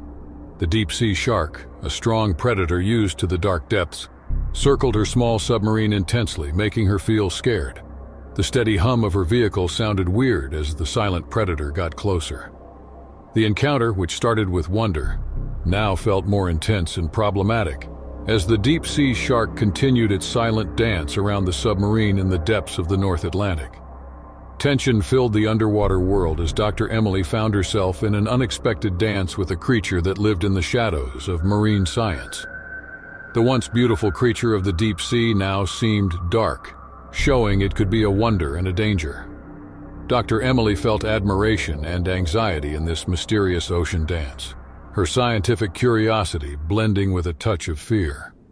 The deep-sea shark, once a mesmerizing display, now added an element of uncertainty to the exploration, creating a tale that made an impression with both the beauty and risks beneath the waves. Drilled with curiosity yet a little frightened, Dr. Emily closely watched the shark. The delicate mix of her interest and fear echoed in the softly lit waters. With eyes reflecting an ancient instinct, the deep-sea predator appeared to assess the intruder in its underwater domain. In this quiet underwater territory, the scientist's cautious observation unfolded as a silent ballet, where the mysterious predator and the curious explorer engaged in a complex dance beneath the waves. Feeling the tension rise, Dr. Emily decided to be less noticeable. She made her instruments quieter, and the lights on her vehicle dimmed so she could blend in with the glowing backdrop. The underwater dance continued a careful interaction between the scientist and the quiet predator. Once filled with fear, the encounter turned into a delicate meeting between two creatures of the deep. Now a silent observer in the dark vastness, Dr. Emily admired the rare deep-sea shark. The predator, seeming satisfied that Dr. Emily wasn't a threat, slowly faded into the shadows. As Dr. Emily's underwater vehicle rose, she felt awe and relief. The unexpected encounter with the deep-sea shark revealed ocean secrets beyond science. The dance of light and shadow, fear and fascination became a memorable story. Returning to the calm surface, Dr. Emily had a newfound respect for deep-sea creatures. The once scientific mystery now held personal meaning, a symbol of the wild beauty under the waves. Forever changed by the deep-sea encounter, Dr. Emily carried the tale of the rare shark into the story of ocean exploration, a whispered story in the language of the depths. On the golden sands of Whispering Palms Beach, nestled on the picturesque coast of California, the Miller family gathered under the warm embrace of the summer sun on July 17, 2010. It was a day marked for celebration, a family reunion that brought together the extended family from afar. The patriarch, David Miller, a devoted father and husband, was the heart of the festivities, his laughter and joy infectious, setting the tone for a day of memories and togetherness. Whispering Palms Beach, known for its scenic beauty and gentle waves, was also home to a diverse marine ecosystem. Among its inhabitants were sharks, creatures that inspired both awe and caution. Local conservation efforts ensured a balanced coexistence, educating visitors on respecting wildlife while enjoying the beach's natural splendor. David, along with his children Ethan, 10, and Lily, 8, had spent the morning building sandcastles and exploring the tide pools, their curiosity about the ocean's wonders encouraged by their father's love for nature. His wife, Sarah Miller, watched on, capturing these moments in photographs, the joy in their faces a testament to their bond. As the afternoon sun cast a golden glow over the beach, David and his children ventured into the surf, laughter echoing as they played in the waves. The family reunion, a rare gathering of aunts, uncles, and cousins, looked on, a tableau of happiness and familial warmth. The beach, a popular spot for locals and tourists alike, was bustling, the air filled with the sounds of summer. Lifeguards patrolled the shoreline, vigilant, as children darted in and out of the water, their shrieks of delight mingling with the ocean's roar. Ever the adventurer, David enticed Ethan and Lily into a game of chase, dodging waves and splashing in the shallows. Their pure and uninhibited laughter was a melody Sarah held close, a reminder of the simple joys that family brought. But nature, in all its beauty, harbors unpredictability. Beneath the surface of Whispering Palms Beach, marine life followed its ancient rhythms, unseen yet ever-present. Though rarely a threat in these waters, sharks moved with purpose, crossing paths with those who ventured into their domain. As the day waned, the unthinkable happened. A shadow beneath the waves, unnoticed amidst the joy and laughter, turned a day of celebration into a fight for survival. In a moment of terror, David found himself face to face with one of the ocean's most formidable predators. The shark, perhaps drawn by the commotion or mistaking him for prey, launched an attack that shattered the tranquility of Whispering Palms Beach. The Miller family's day of reunion was suddenly cast into chaos, a stark reminder of the ocean's power and the fragility of life. The serene beauty of Whispering Palms Beach was ruptured by a scream that pierced the air, a sound so jarring it seemed to stop time itself. Once scattered in joyful abandon, the Miller family converged in a united front of panic and fear at the water's edge. David, the beloved father and husband, was locked in a survival dance against the might of the ocean's predator. Sarah's heart plummeted into despair as she witnessed the shark's silhouette weaving through the water, its target unmistakably her husband. Ethan and Lily, their laughter silenced by the unfolding horror, clung to their mother, their small faces etched with confusion and fear. The lifeguards, trained for moments like these, yet always hoping never to face them, sprang into action with a practiced urgency. Their whistles sounded a cacophony of alarms as they directed the crowd back, clearing the way for rescue. In the chaos of the attack, as David Miller was suddenly thrust into a life-or-death struggle, the beach's festive atmosphere was shattered by a deafening silence, followed by a surge of panicked screams. The shark, a formidable predator of the deep, had mistaken David for its usual prey in the murky waters stirred by the day's activities. Its powerful jaws clamped down on his leg, pulling with a force that threatened to drag him under. David's instincts kicked in, a primal fight for survival as he struck at the shark, each hit a plea for life. The water around him churned violently, a whirlpool of fear and determination as he fought to free himself from the shark's grip. His children, Ethan and Lily, watched in horror, their screams muffled by the pounding of their hearts as their father battled the beast. Witnessing the scene unfold, Sarah felt a rush of terror and adrenaline. She raced into the water, her only thought to reach David, to somehow pull him from the jaws of death. The lifeguards, trained for such emergencies, responded quickly, their rescue boards slicing through the water as they made their way to David. The shark, perhaps startled by the commotion or satisfied with its assault, released David and disappeared into the depths from which it came. The water, now a haunting reminder of the ordeal, was stained with David's blood, a stark contrast to the clear blue that had welcomed the family hours earlier. As the lifeguards reached David, pulling him onto a rescue board, his body was a map of the attack's ferocity. The leg wound was grievous, a testament to the shark's power, but it was David's will to survive that marked the moment. His eyes, though clouded with pain, burned with an unspoken resolve. The beach, once a place of joy and laughter for the Miller family, had become the scene of a stark reality of nature's unpredictability. In the aftermath of the attack, as David was rushed to the hospital, the Miller family stood united, their bonds strengthened in the face of adversity.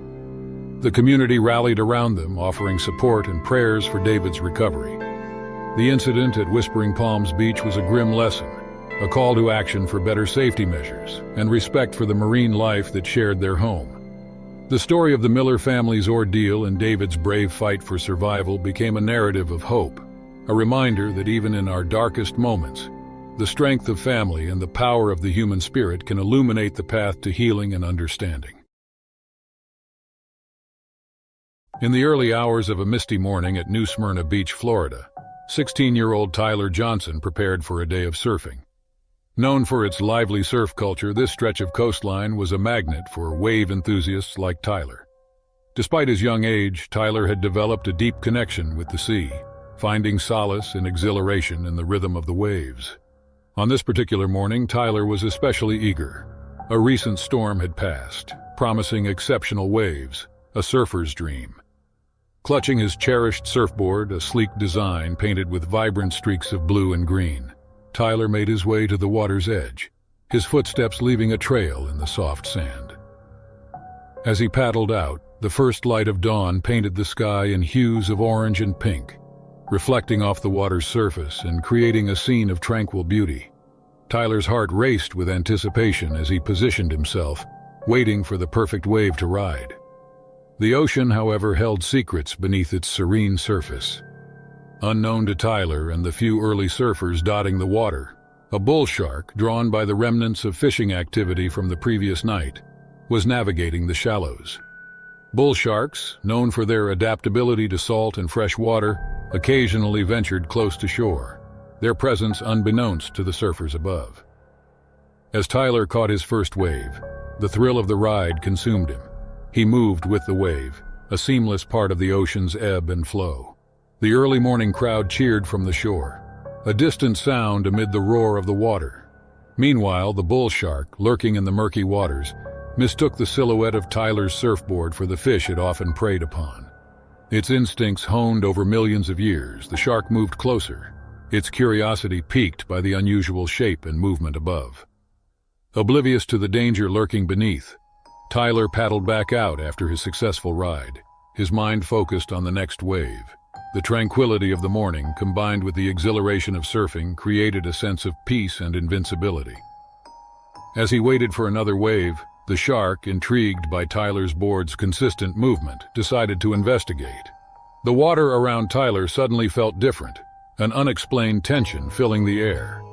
A shadow passed beneath him, too quick to discern its origin. The beach's natural beauty, with its golden sands and the sun now fully risen, offered no hint of the drama unfolding offshore. Sensing the water's rhythm shift, Tyler scanned the surface but saw nothing. The moment of calm was shattered when the shark, driven by instinct, swiftly moved towards Tyler's board. The sudden turbulence jolted him, a stark reminder of the ocean's unpredictable nature. Tyler's heart pounded, his mind racing to comprehend the situation as he caught a glimpse of the shark's dorsal fin slicing through the water. The struggle for survival began in earnest. Tyler knew he had to keep his composure to navigate this life-threatening predicament. The shark, mistaking his board for prey, was relentless, its powerful movements causing water to churn violently around him. As the powerful movements of the shark caused the water around him to churn violently, Tyler's instincts kicked in. He remembered the countless stories and advice from seasoned surfers about staying calm during a shark encounter. The vast, open waters of New Smyrna Beach, usually a surfer's sanctuary, had suddenly become the stage for a life-or-death dance between man and nature. Tyler fought to keep his balance on the surfboard, knowing that falling into the water could increase the risk of the shark mistaking him for prey. His mind raced for a solution, and he recalled a technique he had learned to make himself appear larger and more intimidating to the shark. With deliberate movements, Tyler stretched out his arms and started to slap the water's surface, creating a commotion that he hoped would deter the shark. The bull shark, curious and perhaps confused by Tyler's actions, circled, its sleek, powerful form visible beneath the water's surface. Now aware of the situation, the early morning surfers began to paddle towards the shore, their movements cautious to avoid attracting the shark's attention. From the beach, alarmed onlookers gathered, their concern evident as they watched the unfolding drama.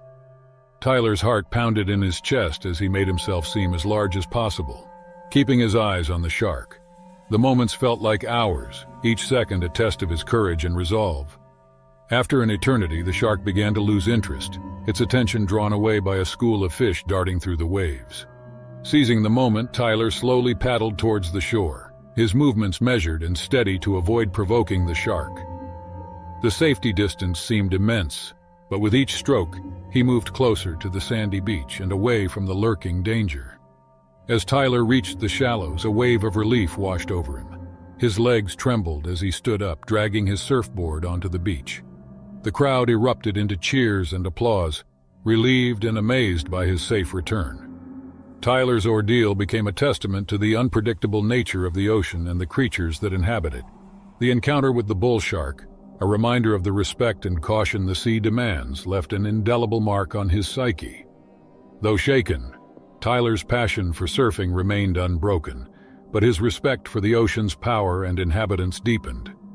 Tyler's story spread through the community in the following days, serving as a cautionary tale and a lesson in survival. He became an advocate for shark awareness, sharing his experience to educate others about the importance of understanding marine life and the need for coexistence with the ocean's creatures. Tyler's brush with the bull shark at New Smyrna Beach didn't deter him from returning to the waves. However, he now surfed with heightened awareness and renewed humility towards the vast, mysterious ocean. His encounter, a stark reminder of the delicate balance between humans and nature, echoed in his mind with each paddle, each wave, and each sunrise that greeted him at the shore. In the sun-kissed waters off the coast of Western Australia, near the idyllic town of Coral Bay. The day dawned with a promise of adventure and scientific discovery. The azure waves lapped gently against the white sandy beaches, creating a picture of tranquility and untouched beauty. This area, known for its diverse marine life, was particularly famous for its population of tiger sharks, a species both fascinating and formidable. Dr. Emily Robinson, a marine conservationist and a respected expert in shark behavior, was preparing for a day that she hoped would contribute significantly to her research. Her longtime collaborator and friend, Jack Thompson, an experienced diver and wildlife photographer, was with her. Their mission was to tag tiger sharks to study their migratory patterns. This project combined their passion for marine conservation with the thrill of close encounters with these majestic predators. The morning at Coral Bay was splendid, with the sun casting a golden hue over the ocean. On July 10, 2004, Emily and Jack, equipped with their tagging gear, underwater cameras, and safety equipment, set out on their boat, the Ocean Whisperer. As they ventured into the deeper waters, the excitement was palpable. With her keen blue eyes and sun-streaked hair, Emily meticulously reviewed the tagging equipment. Jack checked the cameras with his easygoing nature and sharp wit, ensuring they were ready to capture the day's events.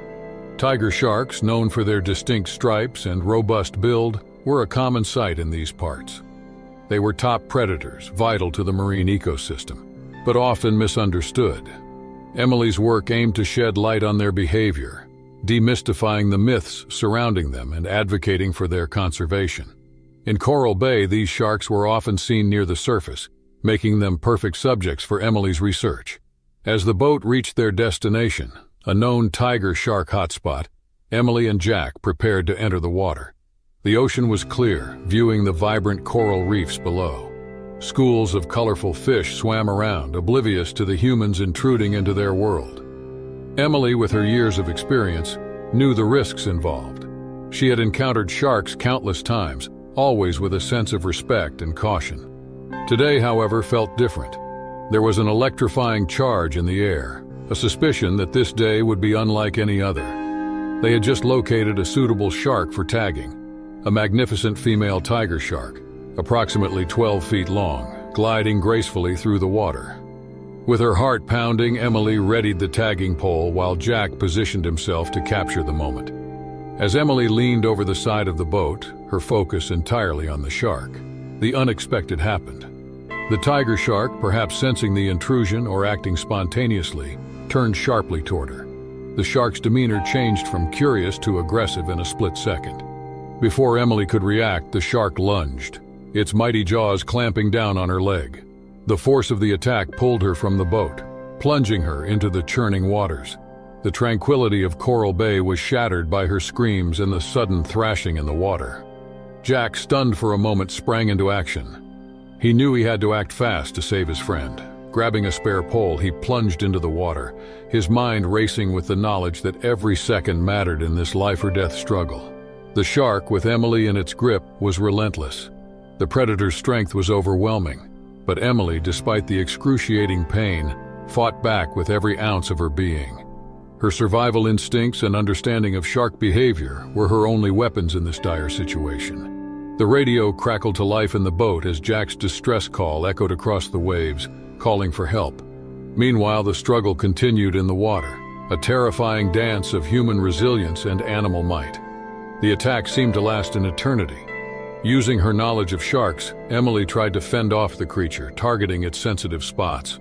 Surprised by her resistance, the tiger shark momentarily loosened its grip, giving Jack a small window to intervene. He reached Emily, his movements deliberate and swift, trying to create a barrier between her and the shark.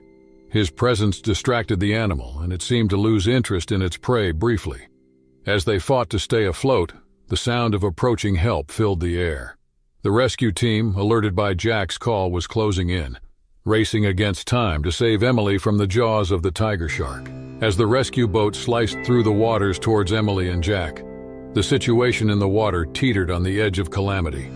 Emily, her leg in the vice-like grip of the tiger shark, fought to keep her head above the water, her face contorted in pain. With a mixture of fear and determination in his eyes, Jack tried desperately to shield her from further attacks. The tiger shark, a creature of instinct and power, circled them, its black, soulless eyes assessing its prey. Emily, a blend of agony and resolve, knew her movements could provoke another attack or encourage the shark to leave. Drawing upon her deep knowledge of shark behavior, she attempted to remain still, conserving her waning strength. Jack, realizing the gravity of the situation, positioned himself between Emily and the shark, ready to fend it off if it came closer. His actions were a mix of bravery and desperation, a friend protecting another against a force of nature. Finally, the rescue team arrived, their boat creating waves that rippled through the tense scene. Trained professionals, they acted swiftly. One of the rescuers, a skilled diver, jumped into the water, a spear gun in hand, ready to defend against the shark if it attacked again. They managed to get Emily onto a stretcher in a carefully coordinated effort. Her injuries were severe, but her spirit was unbroken. Exhausted yet relieved, Jack helped the rescuers, his gaze never leaving Emily. The tiger shark, perhaps deterred by the commotion or satisfied with its assault, slowly disappeared into the ocean's depths. The medical team frantically stabilized Emily as the boat sped back to shore. Her injuries were grave. The shark's teeth had torn through muscle and bone, leaving her in a critical state. His hands trembling, Jack stayed by her side, offering words of comfort, trying to keep her conscious. Back on land, an ambulance was waiting. Emily was rushed to the nearest hospital, where a team of doctors was prepared for her arrival. Her journey from the tranquil waters of Coral Bay to the sterile hospital environment was a testament to her resilience and the unpredictable dangers of the natural world. In the days that followed, the news of Emily's attack made headlines. The incident, a stark reminder of the risks faced by those who venture into the wild, sparked debates about wildlife conservation and the need for respectful coexistence. Emily's recovery was slow but steady. Her injuries were life-changing, but her spirit remained undaunted. Supported by Jack, her family, and the global conservation community, she faced rehabilitation with the same courage she had shown in the waters that day. In time, Emily returned to the ocean, her love for it undiminished. She continued her work, more aware than ever of the delicate balance between human activity and the natural world. Her story, a blend of terror and triumph, served as an inspiration to many, a reminder of the power of the human spirit in the face of adversity. In 2006, close to South Africa's beautiful Plettenberg Bay, Marianne Curry, an American tourist, dove into a unique adventure. She was part of an underwater art exhibition, a thrilling experience she eagerly sought. Being an artist, this was a dream come true, a chance to feel the thrill of marine art. Marianne's journey was more than just a trip. It was a testament to her passion and determination. Hailing from Texas, USA, she had to meticulously plan her escape from routine, taking a break from her job and saving every penny for this extraordinary expedition. Years of scuba diving training and deep-sea practice were the building blocks of her readiness. Marianne's excitement was palpable as she traversed from her Texas home to the stunning coastal side of South Africa, fueled by a burning passion for adventure and marine art. Upon reaching her destination, Marianne, alongside 11 other adventurers, was greeted by a seasoned ship crew. Under the command of a skilled captain, the boat set the stage for their underwater odyssey. The captain, a veteran sailor of the seas, was well versed in navigating these waters. Excitement bubbled within Marianne as she embraced the idea of this once-in-a-lifetime journey. Little did she know that her artistic escapade was about to take an unexpected turn. Underneath the waves lurked a danger she hadn't anticipated, a threat that turned her adventure into a harrowing encounter with one of the ocean's mightiest creatures. Marianne's enthusiasm as an artist seeking adventure collided with an unforeseen twist. The supposedly calm waters held a hidden peril, a revelation supported by statistics, a 1 in 100 chance of shark cage incidents yearly. The story was unfolding, weaving together art, adventure, and the mysteries of the deep sea in a tale that transcends the ordinary.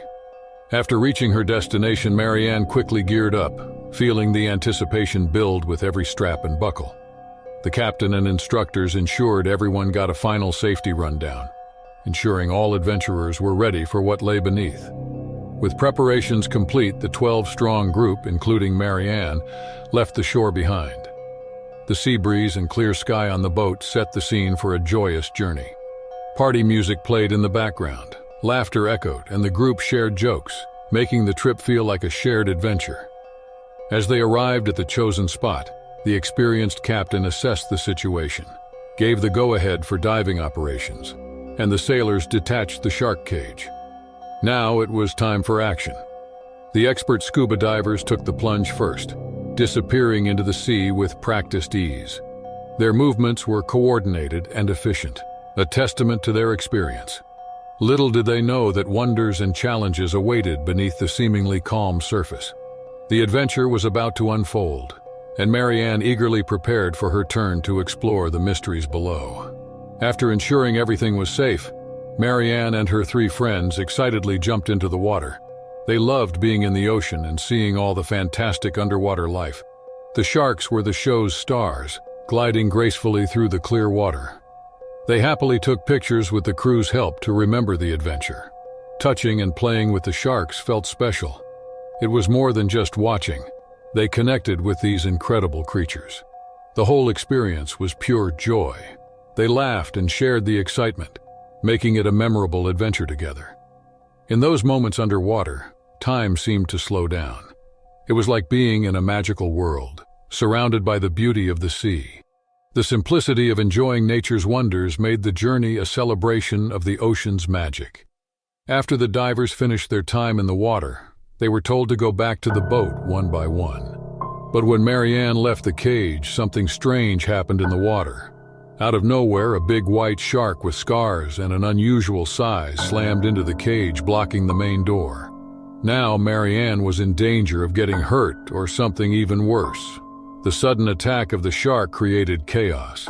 The once exciting atmosphere on the boat turned tense. The crew, who knew how to handle unexpected situations, quickly worked to figure out what to do and keep everyone safe. This unexpected twist in the adventure highlighted how nature can be unpredictable, turning a thrilling experience into a nerve-wracking encounter with one of the ocean's top predators. Frightened and worried, she found herself trapped as the shark circled the boat, attacking the cage relentlessly. As the situation escalated, the captain, experienced in such challenges, ordered everyone on board to minimize risk. Armed with an old iron pole, a reliable companion weathered countless ocean encounters, the captain bravely intervened, strategically hitting the shark to protect Marianne. The shark, in response, bit into one of the buoys, causing the cage to sink. Panic gripped everyone, but the captain persisted, creating a safe opening for Marianne to swim out from the top of the cage. Pulling her to safety, the captain defended against the shark's advances with powerful blows to its head. Feeling scared and keeping quiet, the group slowly made their way back to the shores. The seriousness of the incident left everyone without words, each person quietly checking for injuries and making sure everyone was okay. The air was tense and the weight of what happened hung over them as they returned, grateful for solid ground safety. Once ashore, they gathered, still in silence, trying to process the unexpected turn of events and thankful that, despite the fear, everyone was safe. Marianne, shivering not from the cold but from the traumatic experience, developed a high fever. In the aftermath, she expressed heartfelt gratitude to the captain for saving her life. The incident served as a stark reminder that life can take unexpected turns, emphasizing the importance of preparation for worst-case scenarios. Sapphire Bay lies in the sprawling, sun-drenched expanse of Australia's Gold Coast, renowned for its sparkling beaches and formidable waves. It's a location that whispers tales of adventure and the untamed spirit of the ocean. On this particular day, September 5, 2012, the bay was abuzz with anticipation for the annual Sapphire Ocean Challenge, a long-distance swimming event that attracted athletes from around the globe. Among the participants were Ella Harrison, a seasoned open-water swimmer with the heart of a lioness, and her devoted coach, James "Jim" Bennett, a former champion swimmer himself. With her striking determination, Ella had been training for months, carving through the waters of Sapphire Bay with grace and power, her sights set on completing the challenge and emerging victorious. While a paradise for surfers and swimmers, Sapphire Bay was known for its diverse marine inhabitants. including the majestic yet formidable sharks patrolling the deeper waters. These creatures, apex predators of their realm, were respected and feared.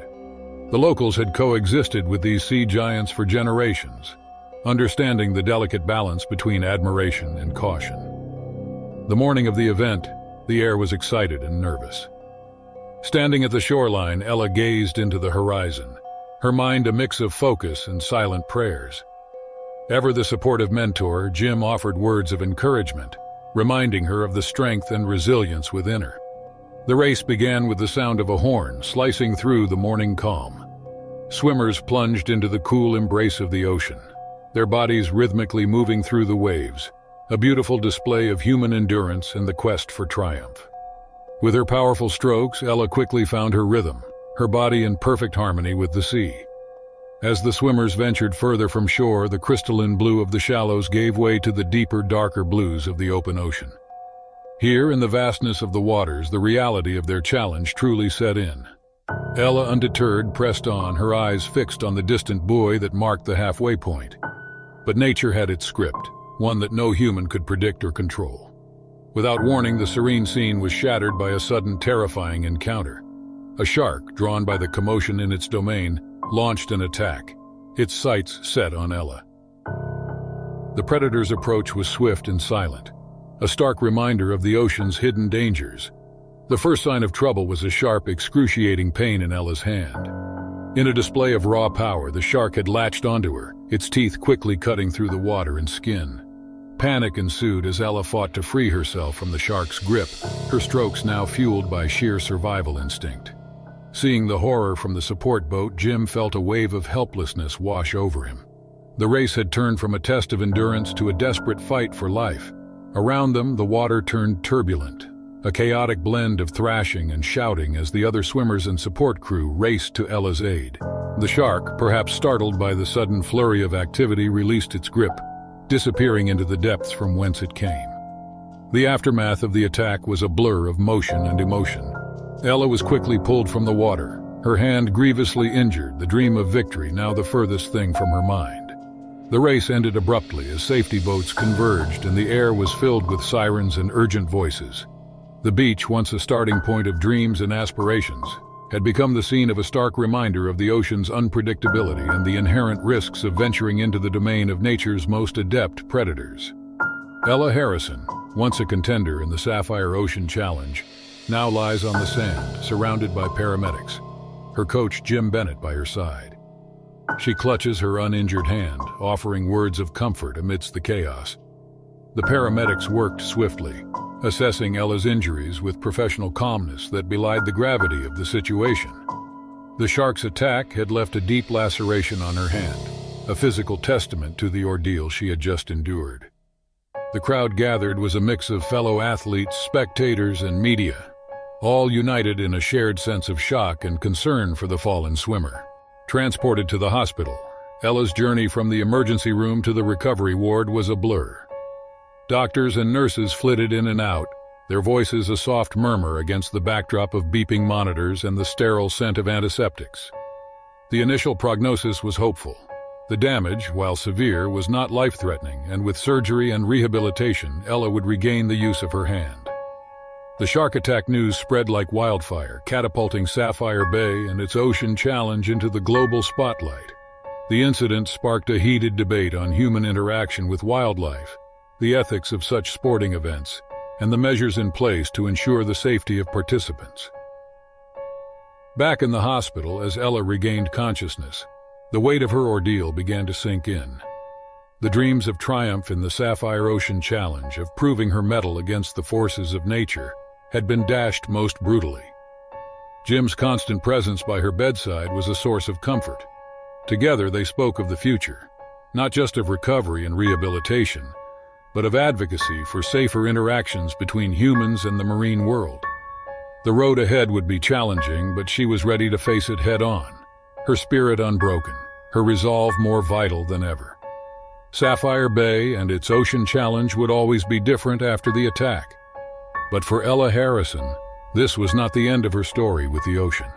It was a new beginning, a chance to forge a new path, one stroke at a time.